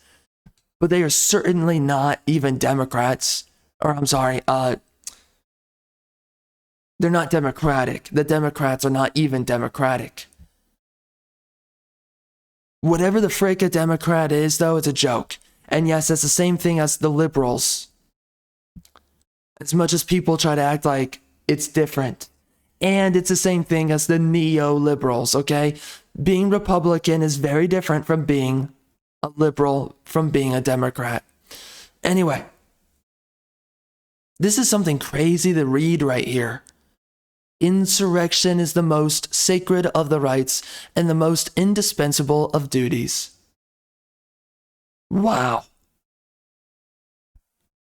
Now, I don't know who Marquis de Lafayette is, but this is a quote in honor of the American spirit. And this is something that a lot of the founding fathers, they had a lot that they said. And a lot of what they have to say is in line with exactly this, right? Thomas Jefferson, he said many things close to this, right?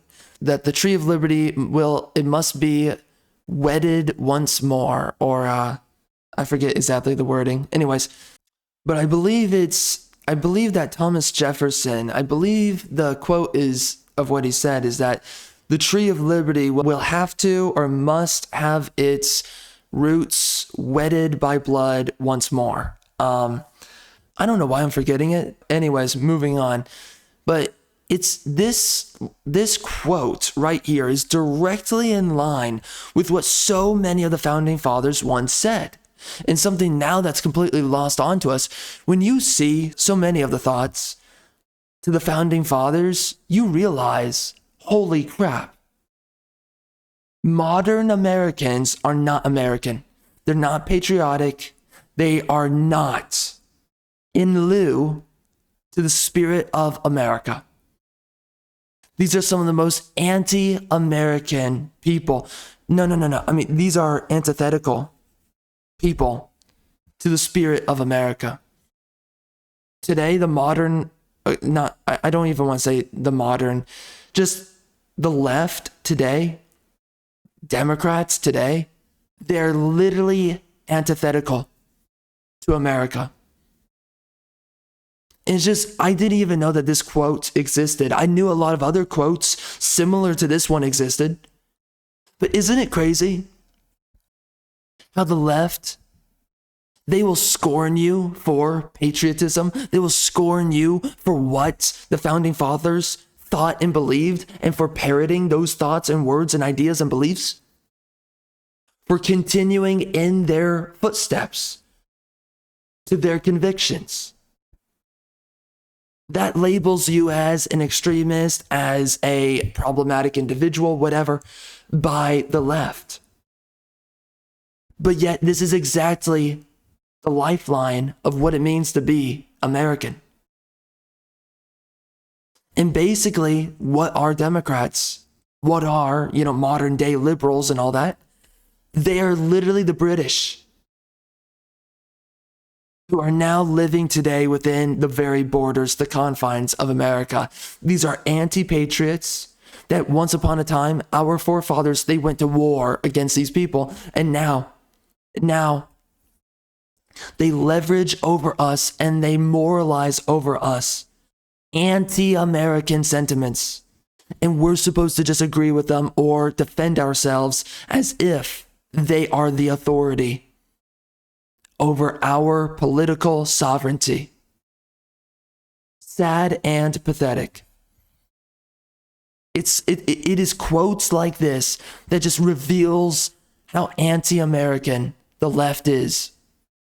And I'm just amazed that Ubisoft showed this. Ah, it's so good. I just want to see that again.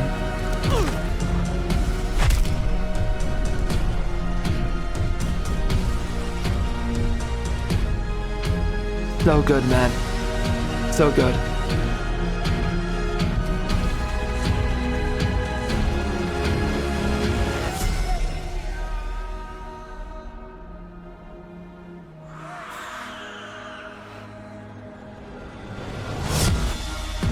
Golly, man. That is the mic drop. That is the mic drop. So you're telling me that Ubisoft back in, what was it, 2012 or whatever, 2013? Are you telling me that they're a bunch of evil bigots, right? And I guess they just transformed ever since then, and they just went major Democrat ever since. And nowadays they're all about the trans stuff and blah, blah, blah. Multiculturalism, the whole 9 yards. Now the What the frick? What is that? I have no idea. All right. We hold these truths to be self-evident. Our right to freedom, our land, is self-evident. All right, let's bring up the volume. So this is another trailer for Assassin's Creed 3. Again, I don't like the racial aspect to Assassin's Creed 3 because listen, the better civilization won in the end. All right, guys, listen. I mean, you've heard me talk about this a couple of times, but like seriously, I'm an author, so like go into the video description. You will find, or somewhere, I don't know, look me up, Charles Arlington on Amazon. All right, if you don't do this, I am going to die. All right, I need you to pick up my books and I need you to leave a rating and review. If you don't do this, it's literally Armageddon. Freaking Fenrir's gonna show up and eat us all. You need to do something about this quickly. It's just that simple. And whoever is most worthy of land are the ones who inherit it. Why do you think China has been able to maintain their land for so many generations? Is it just because nobody messed with them? No, because they were able to preserve it for all this time. Countries only exist so much as they're able to enforce their borders, but also to enforce their sovereignty, their safety, their security. And that's by warding off outside invaders. It's that simple. Our right to freedom, our land, and our way of life.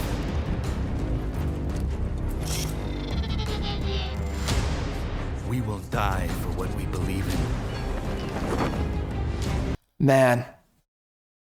That way of thinking is now so foreign to modern Americans. I mean, most modern Americans are not the founding stock of what American was. What is American? Anglo-Saxon, Caucasian, European. That's what it is. Bunch of white dudes from the European diaspora. But now we say that if you're a Muslim, you're Indian, you're black, you're Hispanic, that you are also American. No, you're not.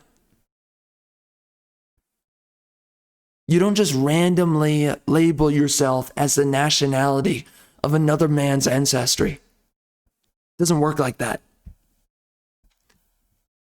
You know, again, no, I don't have to say anything more about that. I mean, you just don't walk into someone else's country and say that you are their ancestry now, right? An Italian does not go into China and say that I am Chinese. That is retarded.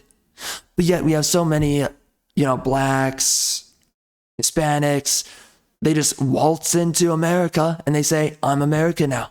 No, you're not. And you never were. And again, by the way, Abraham Lincoln, he wanted to send the slaves back. Slavery was never bad, wrong, or evil. It was a necessity. Once economies, it was a necessity of the times. Once technology advanced enough that we entered the industrial era, that's when we were able to do away with, we were leading up into that. Once we were leading up into that, that's when we were able to get rid of slavery. It no longer made sense.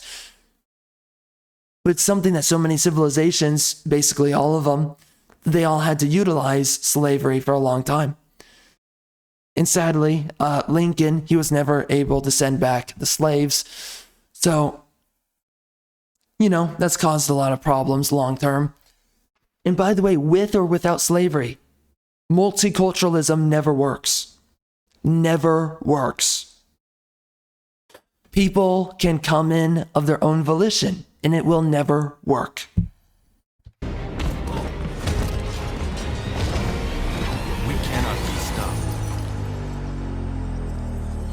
Really cool.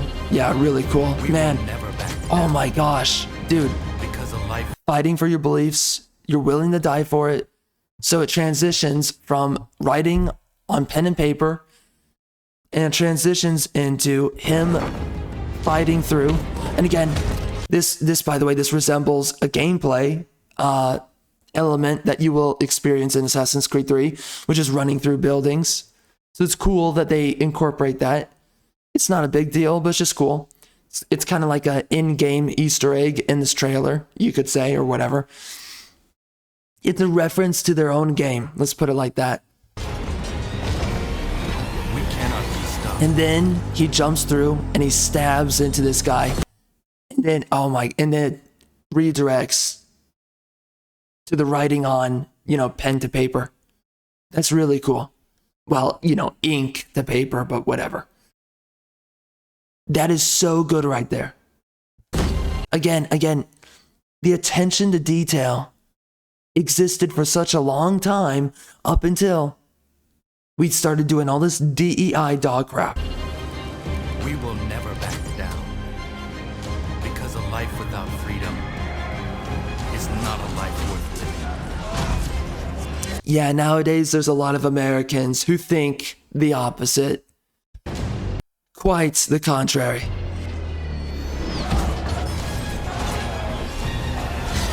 Give us liberty or give us death. Yeah, I feel that. Assassin's Creed 3. Man, that's good stuff. And now we're getting Black Flag, which is the last good game they ever came out with. Have you ever been disrespected? Forced to follow orders?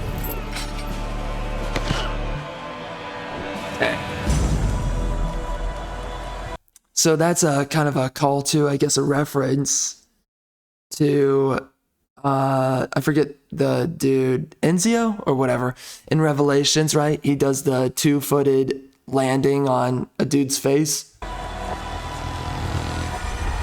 Would you rather defy... Oh man, dude, Black Flag was so good. And this is so good. Like, I'm already in it. I'm immersed. By your masters So good. and live by the creed of pirates. So good. Again, that's a call to the game mechanics, right? The fact that you can swim underwater, sharks, you can shoot explosive barrels on ships. You can do that in the game. So it's just really cool. You know, there's so many traditions of an Assassin's Creed trailer that I never even realized that they were trying to live up to that. Now, I'm sure with some of the more modern trailers, I mean, we don't see that anymore. I don't know if Assassin's Creed Shadows even has anything like this, but I wonder when they fully disassociated from this. All of these themes, all of these tropes, all these traditions that they have within these trailers. Are you ready to fight for the freedom to act as you wish? Oh my. Bro, again, we have two freaking hot chicks. Jeez. And again, he's a womanizer. That's the idea of Edward Kenway. Nowadays, you don't get that in your characters. I mean, nowadays, you can't have a man as the main character anyways. The freedom to act as you wish.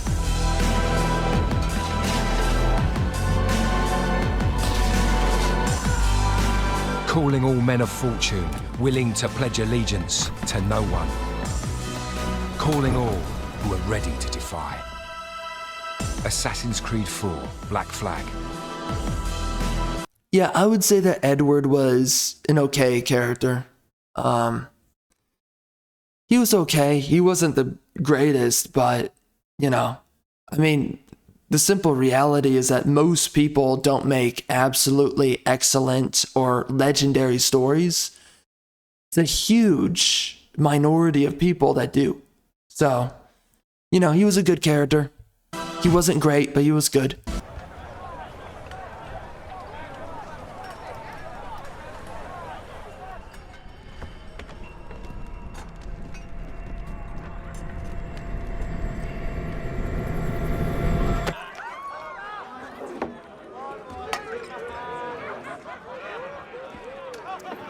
Don't forget in the DLC, in the Black Flag DLC, which I believe is called Liberation, you play as a black woman freeing slaves from plantations.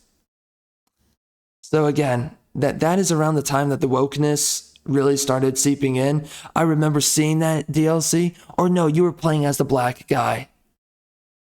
And then it transitioned into the woman. There's a DLC where you play as a black woman. I forget. Is that Assassin's Creed? I forget. It's one of them. It might be 4, but I think you actually played as the dude. Anyways, they were wokeifying around this time. Like, they were starting to really dive into it. And there's a reason why. This is the last good game that they truly had.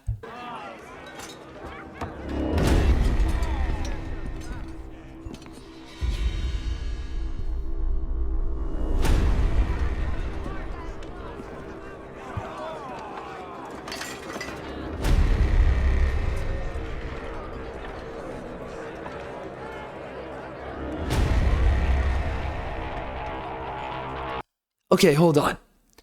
Why are these dudes walking into a tavern? Clearly they make decent money because they're with, I forget who it is. Isn't it the Conquistadors? I don't remember. Anyway. I mean, shouldn't they be going to a more bougie tavern, right? They dress nice. Everyone here is obviously low class. So, I mean, that alone just doesn't make much sense. But, you know, I mean, it works.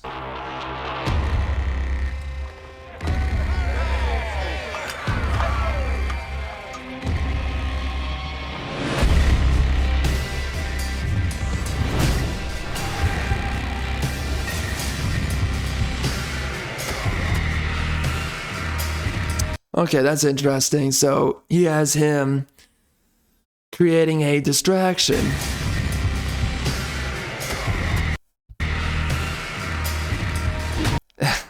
Man, the outfit, by the way, is cool, but you know, man, this stuff just used to be better. Trailers used to be so much better. Now, this is not the same kind of cinematic trailer that we would get so much in a lot of the previous Assassin's Creed trailers, but this is good for what it is. And it's just kind of like nonchalance that they're trying to sell through Edward that you don't really see that much of truly in the game, but you know, they're doing a good job in this trailer really delivering who is Edward, right? How he's kind of indifferent towards conflict, and he kind of just he wades through it like water, right?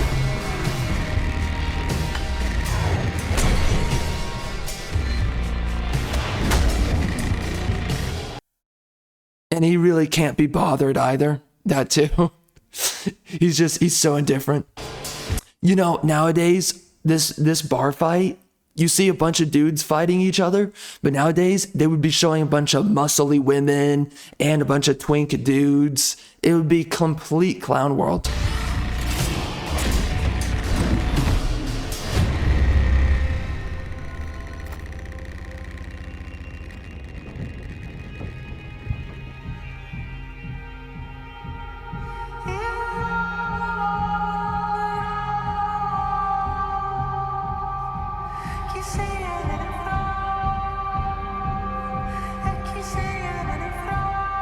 What song is this?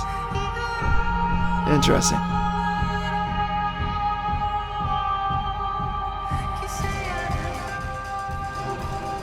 Man, I'm gonna get hit with freaking copyright.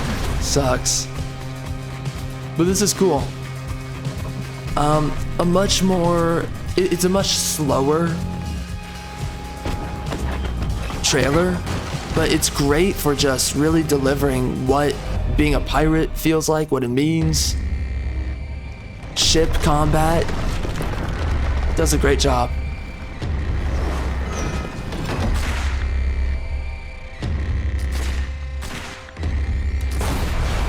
Something you can do in game, right, is go up to the crow's nest. Yep, you can do that.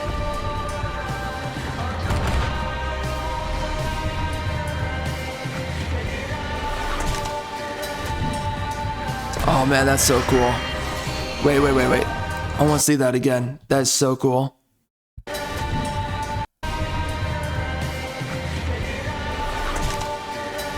Yeah, ropes him in. Harpoon. So he harpoons that guy. That's so cool. You cannot harpoon in the game, sadly. There's no attack for harpooning. That would be cool though, if you could actually do that.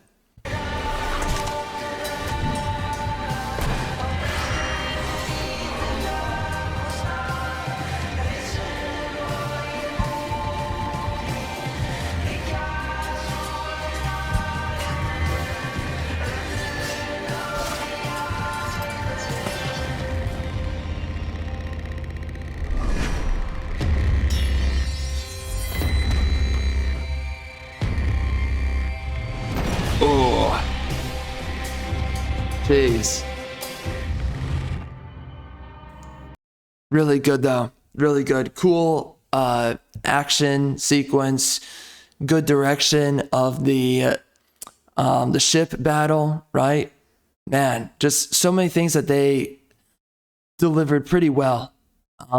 Different in nature and spirit to the other trailers, but I mean, regardless, it's good. It's still Assassin's Creed. It feels like Assassin's Creed. So good. What it is that this is more introspective and contemplative, you know, about the character, the scene, than it is in the previous trailers. The previous trailers are more about the moments. It's about the action. It's about the build up to the action. This is kind of more about the character and the character surrounded by the action.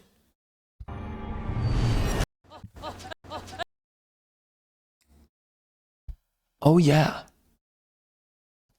Very nice. What the frick? How many ads do we need here? Just a bunch, huh? God help me.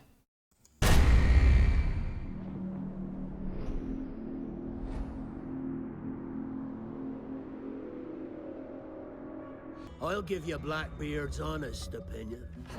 You ask me, can this new captain promise you a life of prizes, plunder, and adventure? Aye. For amongst all the gentlemen of fortune, say You know, Edward was not ultimately the character that we kind of imagined ourselves through the trailers. We imagined for ourselves a very different character. And in the game, I think he came across ultimately more lukewarm than the trailers were kind of leading on, right? Because he kind of came across as a maverick in the trailers. But ultimately, Edward, he's a little bit more of a lukewarm character than it is being a maverick kind of personality. But, you know, I just think that the writer was probably not capable of making him a maverick through and through. He was kind of more of like a dutiful guy, actually, in the story. Yeah. But they wanted you to really think through the trailers that he was more of a rebel. A rebel type of guy that just does not give a crap about the rules. But he's really not that kind of a character in the game. Indies, he ranks amongst the most clever. There was a time when I thought myself the deadliest scourge of these seas. But this man is a fearsome dog that feeds off trouble and turmoil. I seen him clear the deck of a Spanish galleon like it were nothing. Super cool. Love it. Fighting like a devil, dressed as a man. And he's a canny one. Knows his way round every crag and crevice of these islands. Bro. So if his Of course, fortune it has to be diverse and multicultural. We have two women. of these islands. And of course, one's white and then one's black because, you know, diversity. But, bro, I mean, I've always noticed the fact that this chick is not super busty. If this were made a couple of years earlier, she would have been busty. But regardless, you don't see a scene like this anymore. Two naked chicks, this chick basically being barely covered.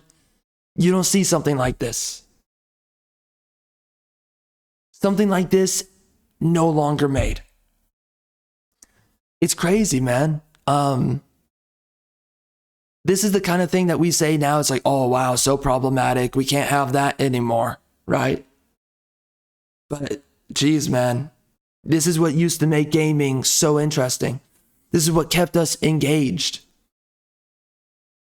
You know, and you can't really interact with actual prostitutes in the game, which is kind of a letdown because they marketed through this. But regardless, this is something that we used to see. And man, I miss seeing stuff like this. Just unapologetic masculinity, not giving a crap about who it's offending that's clutching their pearls. But it used to be that they would do stuff like this to piss off the religious people, right? The Christians. And nowadays, this pisses off the left, the LGBT, all these freaking groups.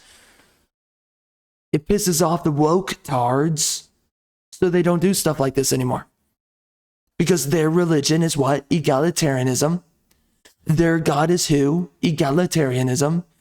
And of course, it's a polytheistic religion, so the children of egalitarianism, feminism, multiculturalism, the gender stuff, socialism, all of that. This now offends, this is basically a sin against egalitarianism. So, we don't get this anymore. But they don't care that this would piss off Christians, of course. So if it's fortune and adventure you seek, then Captain Edward Kenway's your man. Only, don't meddle in his private affairs. For there's more mystery to that man than even I dare ask. So having Blackbeard say this is cool and all, but the issue is that in the story, Edward is not that guy. They did not competently write him to be super mysterious, the guy that you don't cross. Again, they wanted him to be a maverick when they were doing these trailers. But when we get to the story in the game, Edward is really not a maverick in the way that they were trying to sell to us. Again, he's just more of like a dutiful guy that is kind of thoughtful a little bit. I don't know. I mean, just kind of like a soft-hearted warrior, you know? That's more of how he came across. So that was definitely a misexecution or a miscommunication between the directors, writers, somebody.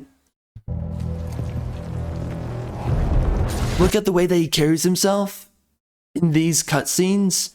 This is not the same character that we get in the game. Sadly. You know, at least we still get an attractive woman though, right? She's got a nice rack. She's decently attractive. She's not... Right, Assassin's Creed 2 had a hotter chick than this, but it's passable. But again, they were wokeifying around this time. So clearly they did things to make that woman not super hot, because she doesn't look like, you know, she doesn't look 20 years old. She looks 30. And the only reason they would do that is because of feminism. It's the only reason why. I mean, she's still hot.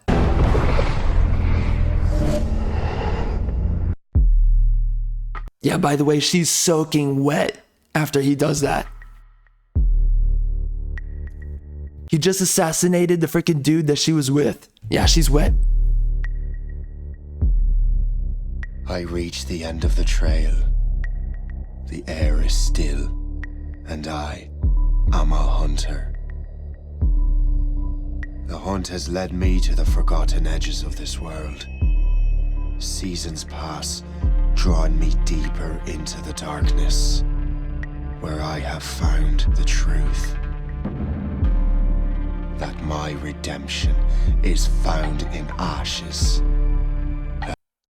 You know, it's so interesting because as you watch a lot of old trailers to a lot of games, you can really see how the culture is shifting away from the heroic epic, the heroic fantasy, the era of the great individual man, and how we eventually creep into an era, a very short era of speculation, anxious contemplation, being lost in your own thoughts, kind of regarding your legacy, who you are as an individual.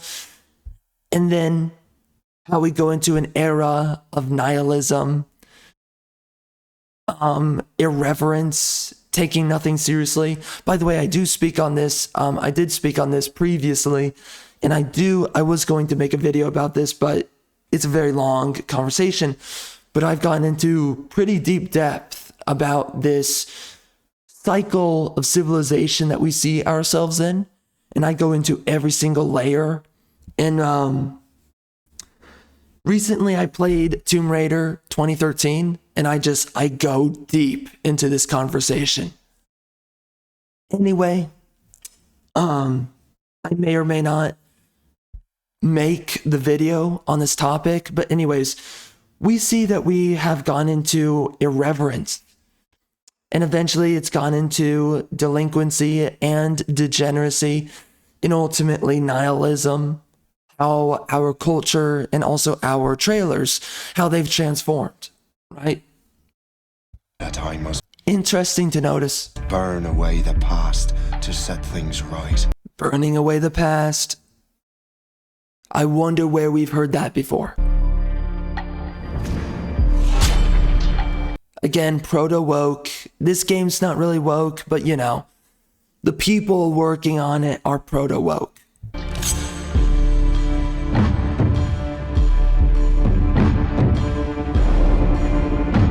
Oh, hold up. This is Assassin's Creed Rogue. Yeah, this is a game that nobody played. What a bad decision. We're going to make one game for next gen, and we're going to make another game for the previous gen. You know, it's kind of interesting too, because you can tell that they wanted this guy to be kind of regarded as an Edward Kenway character. But I guess for last gen consoles, it's really weird. What the frick is going on with the audio? That was weird.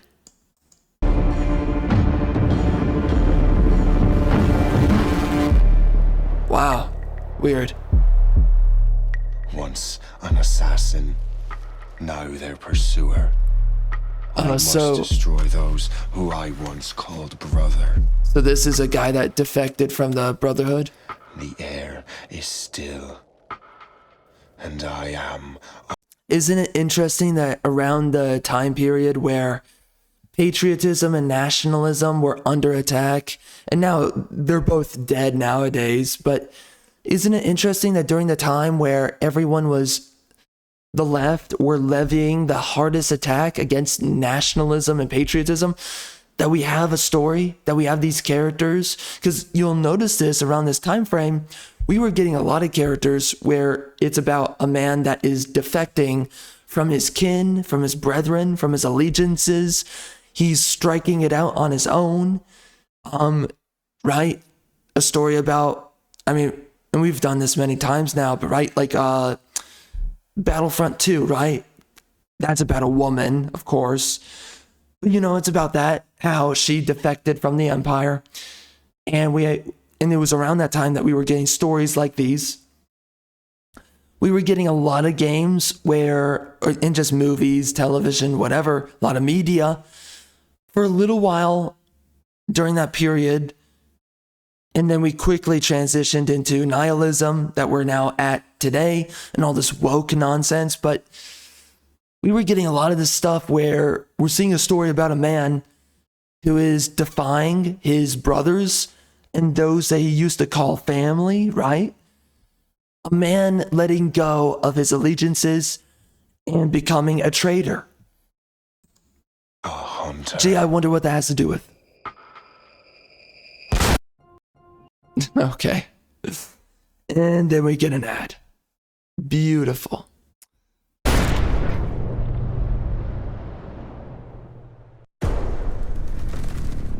And then Unity. This was decent. It's not exactly one of my favorite. But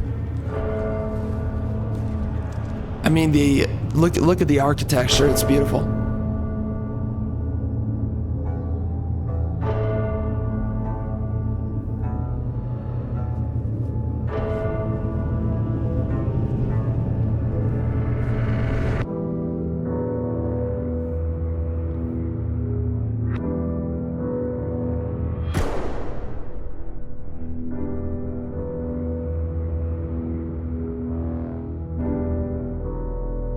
Welcome to your life.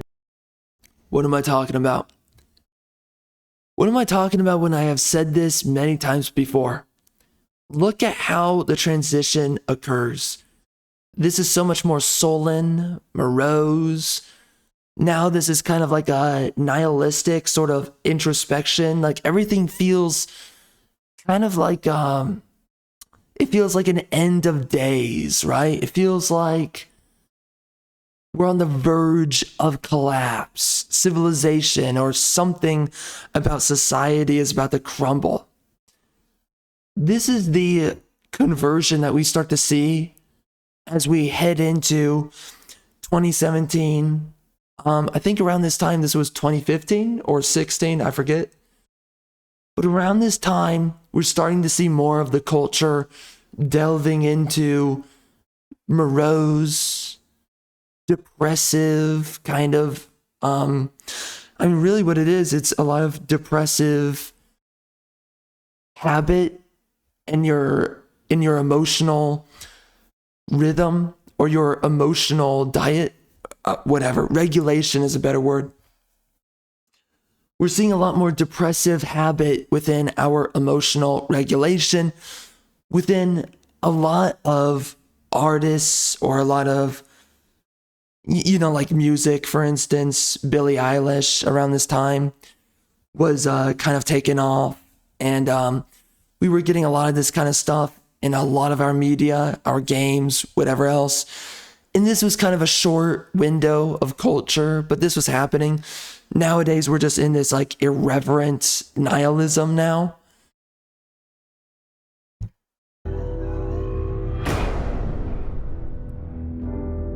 Again, where's the hero? Where's the heroic? Again, the music, the artist, so different from previous trailers. Even while we sleep, I mean, this is just so depressive. Rose. acting on your best behavior, turn your back. Oh man, it does feel cool. I mean, right? Okay, yeah. So everything's sad, everything's sullen. Again, just pay attention to it. This is not how the previous trailers were. Previous trailers were what? Just heroic, man against the world, tactful, competent.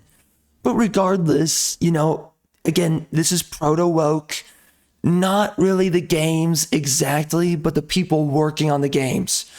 These are woke people, liberals from university, starting to creep into these originally non-woke institutions and companies. But right here, this is so cool. When we see So right here, when we see, Even while we sleep, I'm waiting, love of God.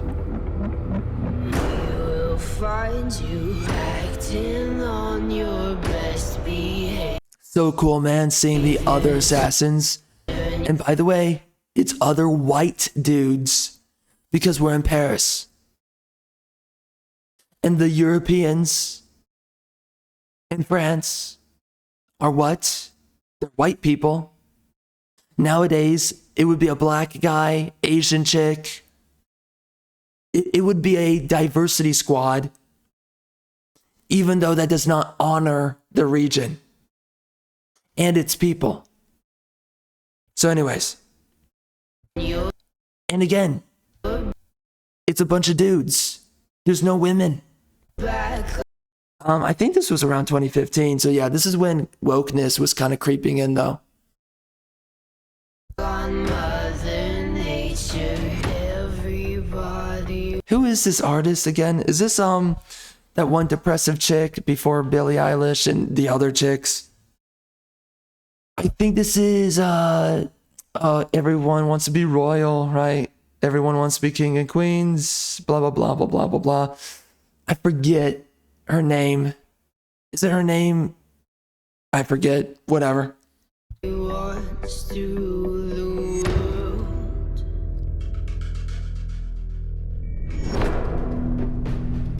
Help me to decide. The assassins look cool, but The most of freedom I just and of see, it's just so much. It feels different. It's not about the assassins. It's about the people.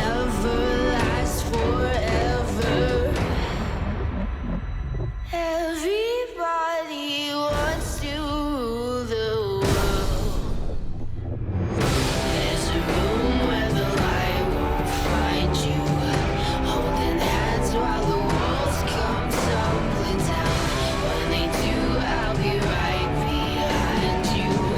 So glad we've almost made it. See, it's kind of about camaraderie, right? It's about I don't know about friendship, but it's certainly not brotherhood.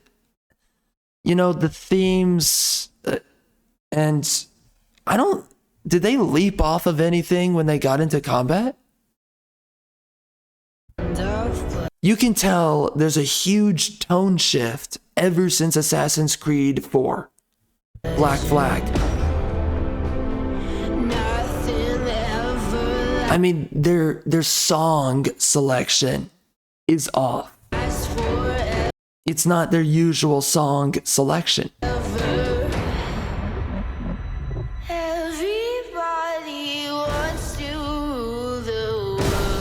Let's see. Does he leap in? Does he leap? Okay, so yeah, he comes in from above. He lurches in, right? Like an eagle, technically. But we don't see him jump off from anything, like we saw in so many of the other trailers.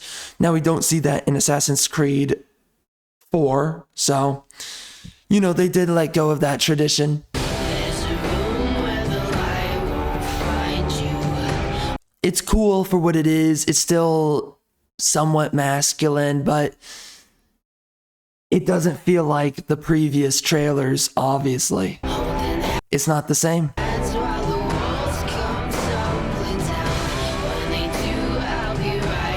By the way, Assassin's Creed is such propaganda with the fact that we always try to sell this idea that the proletariat going up against the bourgeoisie, or, you know, the established power figures, is always a good thing. No, it's not.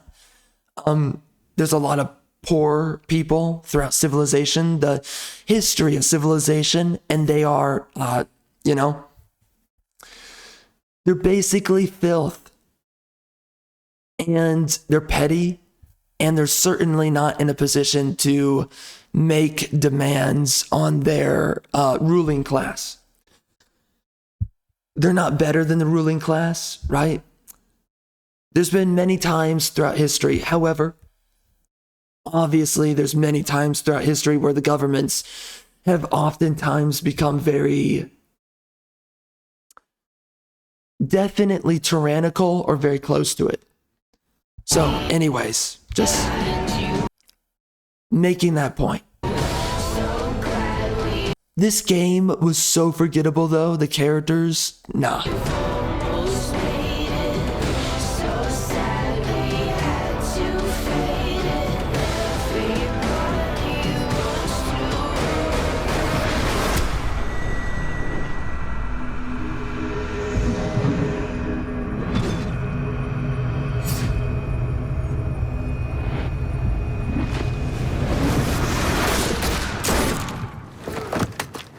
Pretty cool.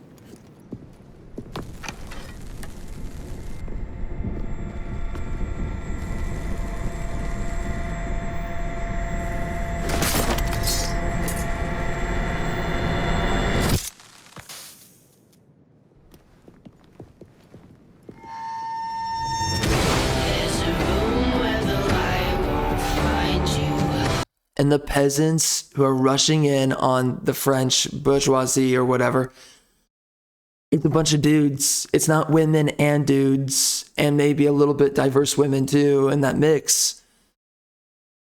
It's just a bunch of men, which makes absolute sense.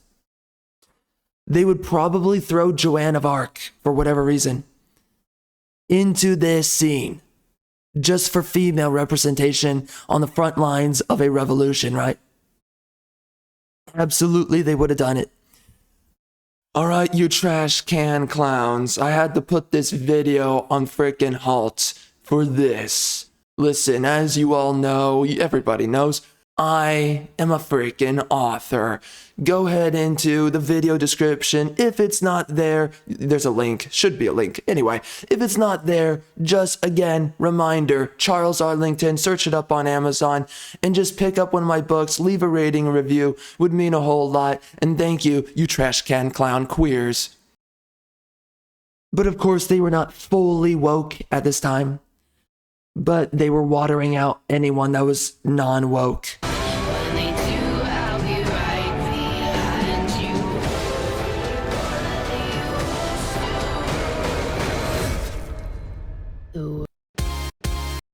Love of God. You know, the thing with these newer trailers is that you definitely notice the shift. And that Unity trailer just doesn't hit me. It's cool. It is cool for what it is. Oh yeah, that's right. Show that woman who's boss. Show your authority, man. But yeah, that didn't land with me, but it was cool for what it was. This morning, I was... Nowadays, that is problematic. Nowadays, you can't have a man slapping a woman. Nowadays, she has to be a girl boss instead. Just a drop.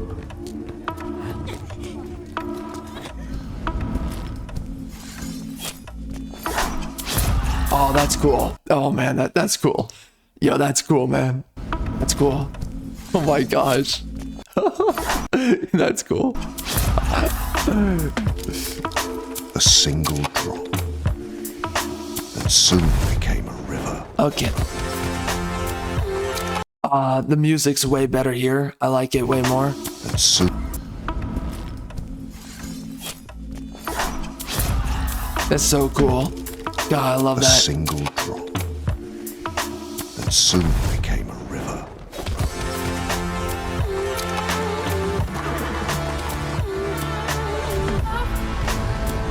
In this river, hope was born. Okay. Why is the voice so loud? Jeez. From this hope rose a raging flood. Of course, it has to be a frumpy looking chick that he's fingering, of course.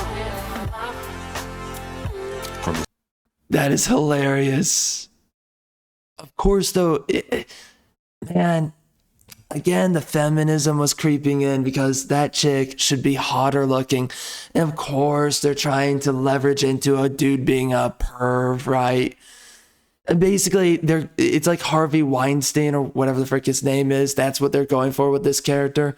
Because leftists, they always have, again, it's just, this is feminist dog crap right here. Acting like men are hounds, that they're these predators against women that make women uncomfortable, as if no woman is, that no woman makes anyone uncomfortable, or that women are not whores. And we know that there's a lot of women out there who are whores, especially liberal women. So, I mean, we're acting like there's not a chick like this chick right here that's trying to have a guy like this dude fingering her, right? Or whatever the frick. So again, this is just propaganda right here to try and really vilify men and women, vilifying the relationships between men and women, a guy making a move and fingering a chick. Because guess what? There are plenty of relationships between men and women where a dude makes the first move just fingering a chick, right? And this is something that was normal for a long time, where dudes make a first move. And it's kind of a gamble because you don't always know if she's completely into you, but most likely she is, or maybe there's something that has nothing to do with you and it happens to be a problem. That's not always the case, but right. You know, I've spoken about this many times, and I will just say this one more time. It's been a while since I've said it, but you know, this is a part of being an adult, and not even an adult, but just being of course, being an adult, but just simply being a well-socialized human being. You do things, and it's normal to do things that makes people uncomfortable. And you feel it out, the situation, not like this guy's feeling her out, but you just feel out the situation, okay? And you just figure out what's too far, what's not too far. Nowadays, people are freaking weird. It used to be normal to like hug your friends, right? Or whatever, as a guy, to show that male camaraderie, brotherhood, whatever. But now you have people who have done everything in their power that even if you hug your male friends, that's supposed to be weird, or we can even go deeper than that with like a whole bunch of other things. Just like showing any level of intimacy with other people. Even having girls as your friend and hugging them. Now that's supposed to be weird or whatever. Like you have to dance on eggshells. It's all this stupid dog crap. We have to walk on eggshells nowadays, and people can't just feel it out. It used to just be normal. It's like, okay, you know, I know this chick and we're friends and I'm going in for a hug, right? And maybe it's awkward, but then tomorrow I try to hug her again and we hug and there's nothing weird about it, right? Totally normal. This is something that people have dealt with for years, for generations. And it's now suddenly today. Now we have to make everything weird. Now you have to ask for permission. You have to dance around it. You have to be afraid of how the other person looks at it. No, screw this. Just screw it all. Screw you, screw your freaking HR, screw all of it. Just be a normal person. What does that mean? Do whatever that seems normal. It's that simple. Because, things are so different nowadays. It's so weird. But it's like, it used to be common sense that everyone understood that everyone else wasn't a freaking weirdo, Normal relationships were what? Normal. And people were not constantly criminalizing each other for simple things. Nowadays, right? Apparently, you look at a chick the wrong way in a gym, and you're what? You're a pervert or something like that? That's what they want you to think, the left. Well, screw them. Definitely stare. Stare at the chick.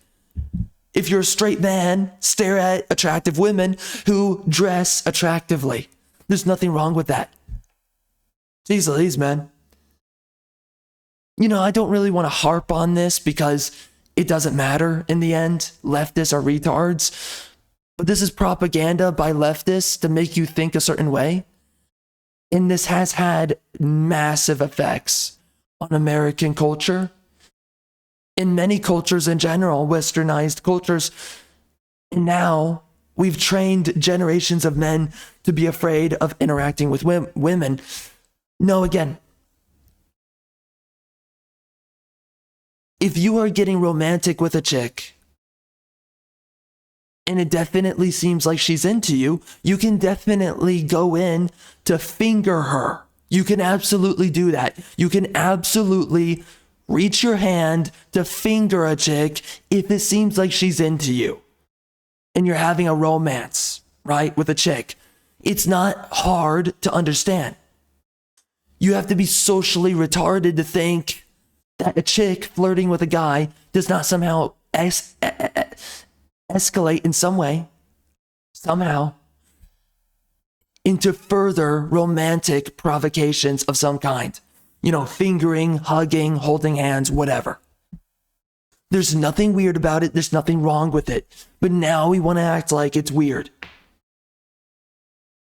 And they use dudes who look washed up like this to sell that idea so that normal men having normal relationships with women, they start to incriminate themselves, thinking that touching a chick it makes you this guy. It's freaking ridiculous, man. Freaking stupid. There's nothing wrong with dudes getting it on with chicks. Jeez Louise. Again, the previous trailers, they would have never bothered putting something like this into their trailer. It's only because woke activists were starting to seep through into Ubisoft around this time. This has no business being in a trailer for a game made for men. This was made for women. This is made for feminists. As hope rose a raging flood. Jeez, that's way too many assassins. Oh, of course. And then she gets the one up on him, smashing him over the head with a freaking what is it? A face sculpture bust. What a joke, bro. What a freaking joke. Again, that was only for feminism. And now, why do you think men are such massive cucks nowadays? Because they've been trained and wired by propaganda like this. You did nothing wrong. There's nothing wrong with touching a woman. There's nothing wrong with making advances onto a woman. You just use basic social common sense. So many people practice this for generations, but now interacting with women normally has to be incriminated. Because it's not good enough to be a normal man. This is evil propaganda.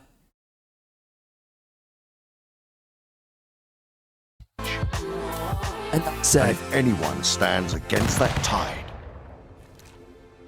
tonight we will become a revolution. you know what I don't like about this is that the nature and the spirit of these trailers is also the fact and the idea that we have to side with the victims who are what? The proletariats. And that you have these kind of overzealous, overconfident, douchebaggy bourgeoisie and soldiers to the bourgeoisie who need to be put in their place. Gee, I wonder if socialists were invading Ubisoft around this time. I wonder if woke socialist university students, I wonder if they were getting their rocks off to making this trailer be about these rather liberal themes, tropes, concepts, and ideas. This is wokeness before it was really entering any phase. This is early ESG, is what this is. By the way, Sweet Baby Inc. has been, they've been consulting Ubisoft for a while. Now, I don't know how long, but these consultation companies, they've been consulting Ubisoft for a while. It started here. By the way, this game came out, I think, 2015. So around the end of Obama's final term. So just let that sink in. By the way, ESG comes from Obama, absolutely. And other people, of course, but Obama is a huge part of it. Now, of course, what is fascinating is the fact that we see so many white people here. They would not be white today. There would be a couple of black people. So, it's weird because you see the remnants of masculinity, but you are seeing a hijacked masculinity. This is what they started doing around this time era, 2015, 16, 17, 18. They were hijacking masculine-looking figures, masculine-looking men. They were taking what we knew as masculinity for so many years prior, and they started overriding it, and they were throwing in, right? They place in an alpha Chad-looking dude, but he is the helm of some kind of social justice or some kind of social movement, social cause, storyline, theme, trope, idea, right? BJ Blazkowicz, for instance, that's what they did with him. In the Wolfenstein games, especially the more woke, they were using a Chad alpha male character to be the vessel, the figurehead for the woke ideological politics that they were trying to enforce around this time. But they were trying to tiptoe it in before they ultimately, now they're just ham-fisting it. But of course, we were working into it, and now, today we see what it is for what it is, but this right here. This guy is a masculine-looking dude, but he's not masculine because the people who made him, they are woke activists who are soy boys sitting there wanting to use a masculine figurehead as a conduit for their politics.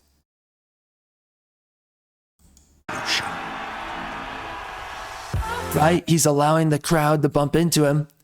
Of course, he stands his feet tall because he's supposed to resemble the crowd. And that he's unfazed by them because he is the crowd. That's the idea. This right here is a woke socialist idea.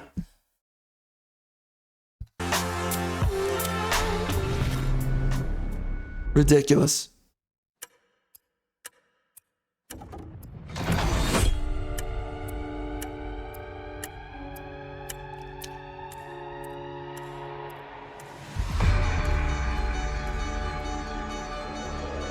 Again, the music is so much more different, and it's so morose. Again, it doesn't feel like the older trailers because the same people are no longer with Ubisoft at this time.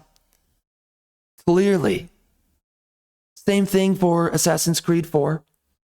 Even though it was good, it worked, but it didn't have the same visceral impact. This does not have the same visceral impact as those previous trailers.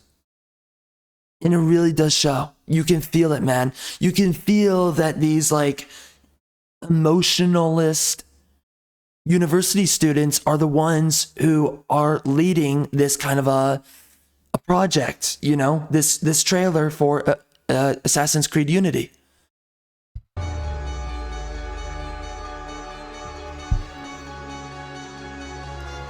Hold on a minute, let's go back. You know, the assassin feels like an assassin, right? The main character here in the scene, but the music is off.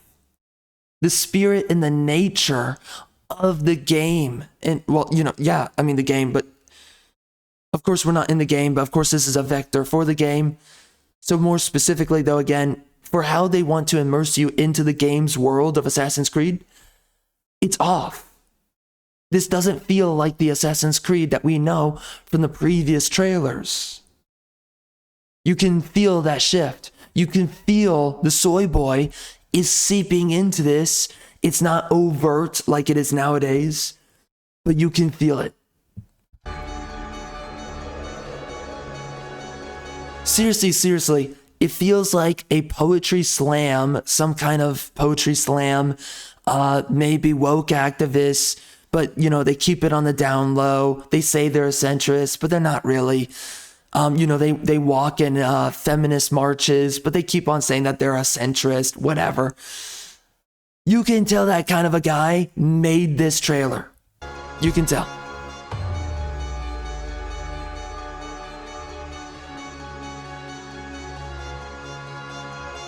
It's the type of dude that understands what is masculinity, but he has been ideologically hijacked.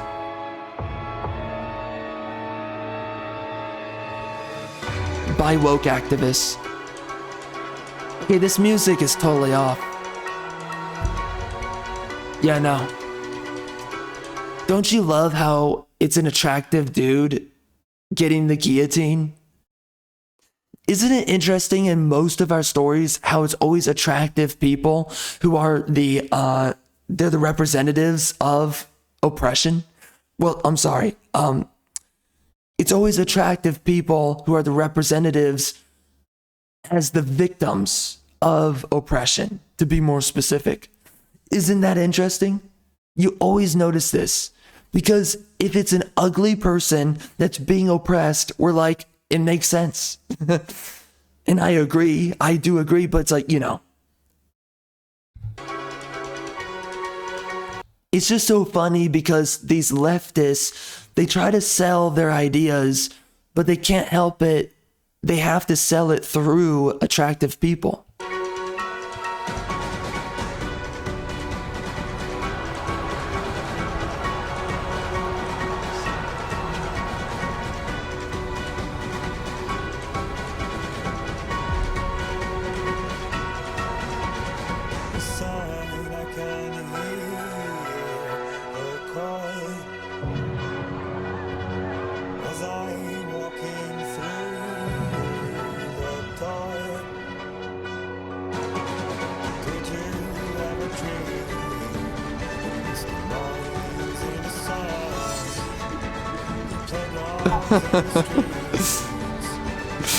Imagine he just slits a bunch of people's throats when he's twirling the blade. That would have been A lot of, you know, being stylish, but at the same time, a lot of collateral. That would be funny.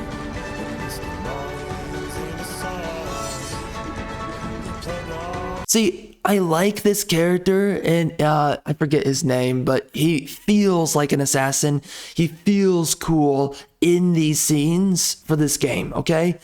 It's just that it feels much different from the previous trailers. It's still good, it just feels different. Hold on, I want to see that again. The choreography feels different too.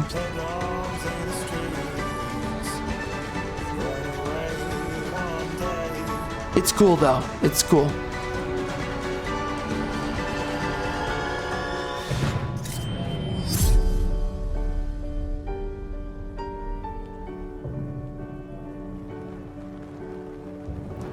Yeah, isn't that his sister or something? I hate that. Oh wait, she's a Templar, right? Whatever, anyway. Yeah, he had a twin sister in this game. They did not market that chick because, again, they knew they were not going to sell too many copies if they involved a female.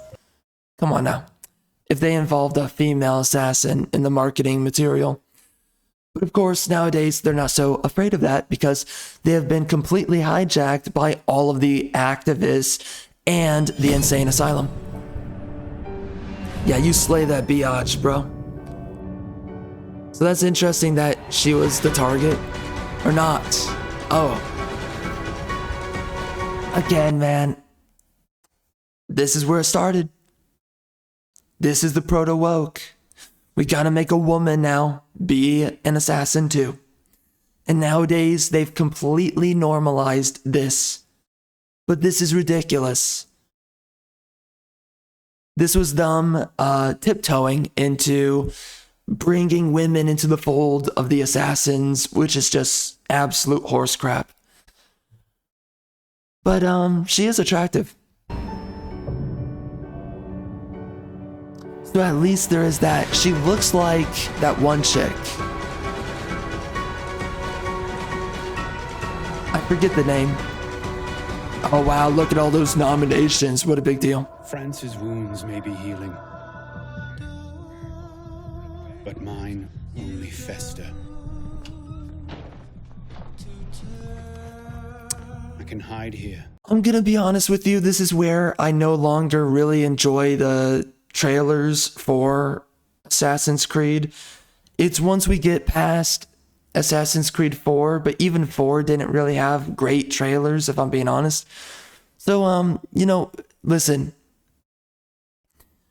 If you guys really, oh yeah, and then Chronicles, yeah, that was such a disappointment. Why did they make this game? No, nobody wants this. Nobody wants a 2D Assassin's Creed game. We would have taken a game though that was in China or Japan.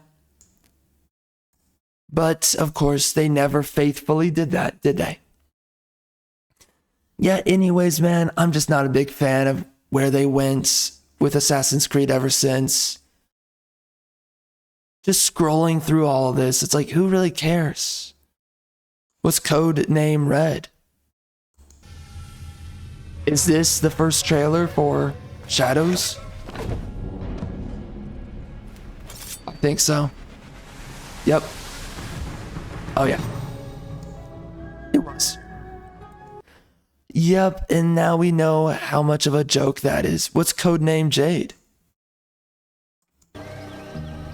Oh, okay. Just another, yeah.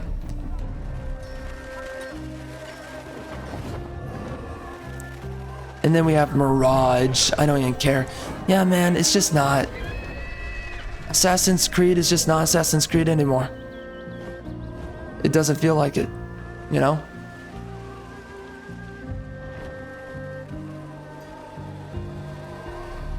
Yeah, man, I don't feel it.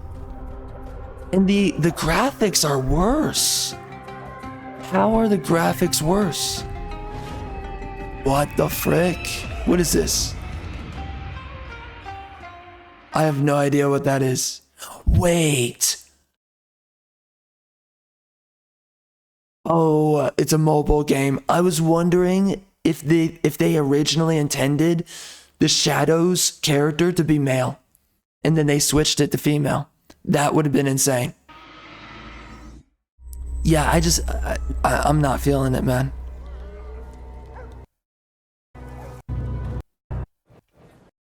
Ugh. My gosh. Anyways. I'm glad that we sat through all of these together because, you know, we sat through the trailers that I really loved, but, you know. Yeah, no. Now I'm just done. I don't care. Totally disinterested. I don't care about Assassin's Creed anymore. I mean, what? What's this? Right, this is Assassin's Creed Valhalla. They murder and kill Terrible game, blindly. by the way.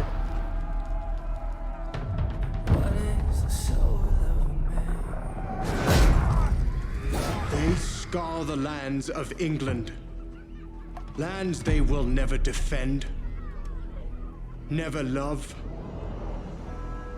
The time has come to speak to them in a language they will understand.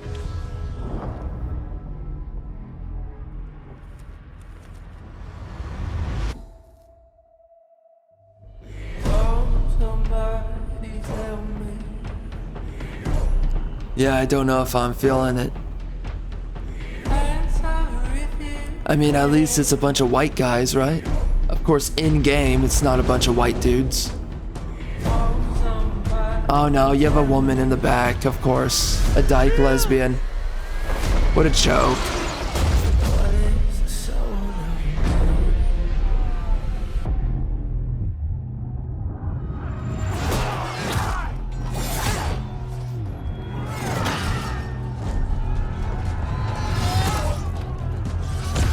Pretty cool.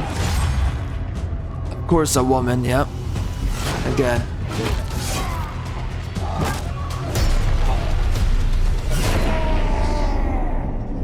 Ouch.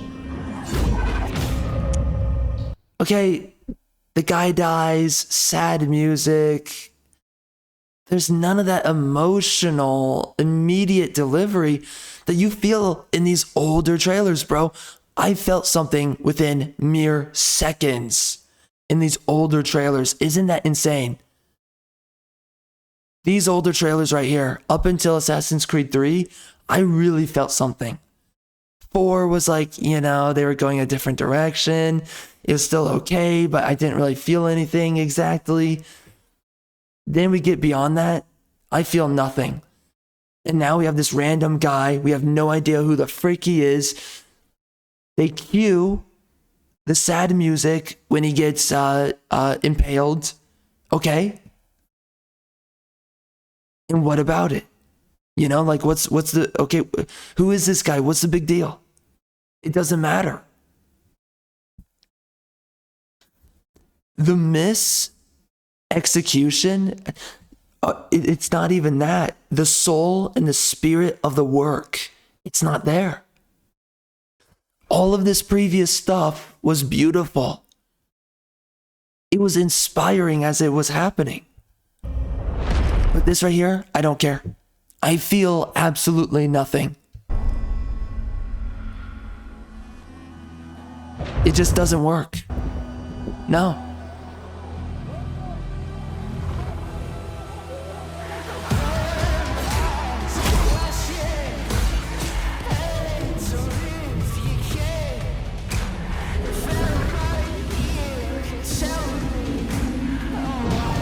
Odin does not, dude.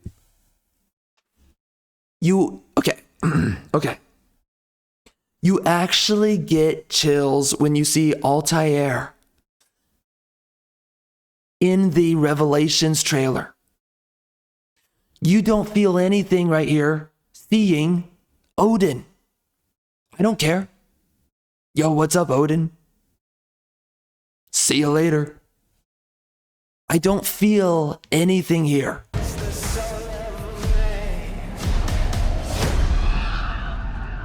Odin is with us! There you go, right there.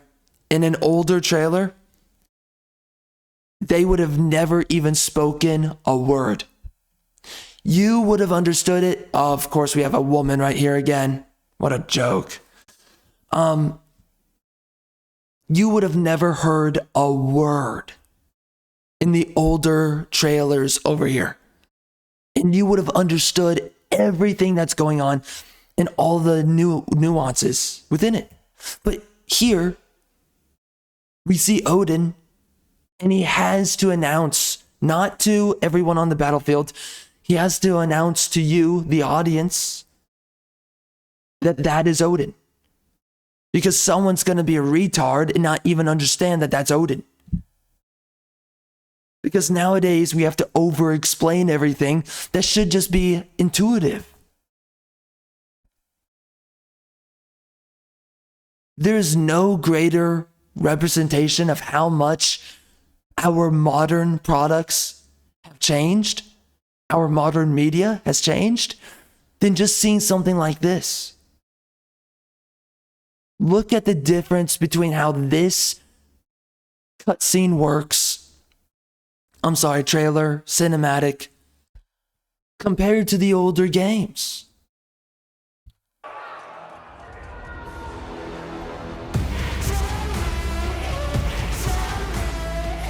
Let me guess, it's a man in that armor, right? Jeez.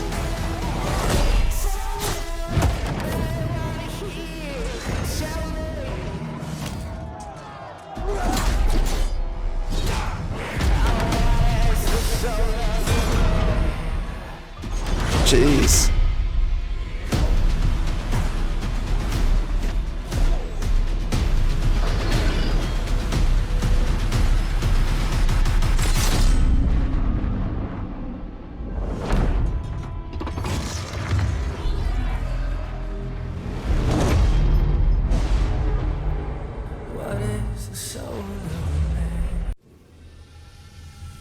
Nope. The music is crappy modern day trash. That's for one. For two, you don't feel anything as it's happening all throughout the trailer. You don't care about the characters. It doesn't mean anything to you. Things are over-explained beyond necessity. This does not carry the same impact as we saw in a lot of the previous trailers. The previous trailers, within seconds, it captures you. Look at this.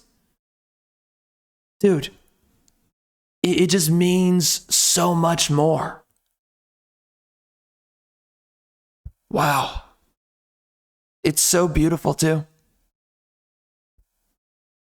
Alright guys, as you know, wokeness in media is not going away anytime soon. And for the longest time now, we've laid out witness to see that creativity and imagination are both dead. Our modern media today is lame and gay. We don't have stories. And this is why I would like to remind you to go head on over to my Amazon book page, Charles Arlington. There I have written the stories to combat wokeness, to make non-woke stories. It is here that we will regain the true essence of storytelling. The older trailers, man, they were just better.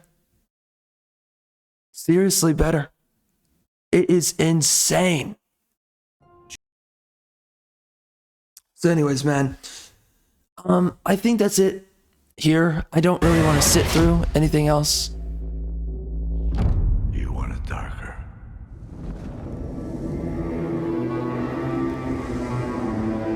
I don't care. So see, this is what's interesting, man. The older Assassin's Creed trailers, they made you feel something. You were immersed. There was so much attention to detail to everything. And man, the scenes felt cool, the characters felt cool, everything was just awesome. And then the deeper that we go into these newer and newer Assassin's Creed games, you don't feel anything and you don't care. It shows to us just how much these modern products It shows how much the soul and the spirit of a product matters. And as I've said many times in the past, these artistic works, these are spiritual works. You can't get past that. And if there's something wrong with you spiritually, or you are not properly attuned spiritually to the work that you are creating, you are going to misdeliver it every single time. And that's what we see with a lot of these modern games. The spirit of the work is completely void. It's been nullified. You look at the spirit to a lot of these works previous to Assassin's Creed Unity, and you feel something inside of every trailer. There's a spirit to the characters and the scenes. And that's what we don't get anymore these days.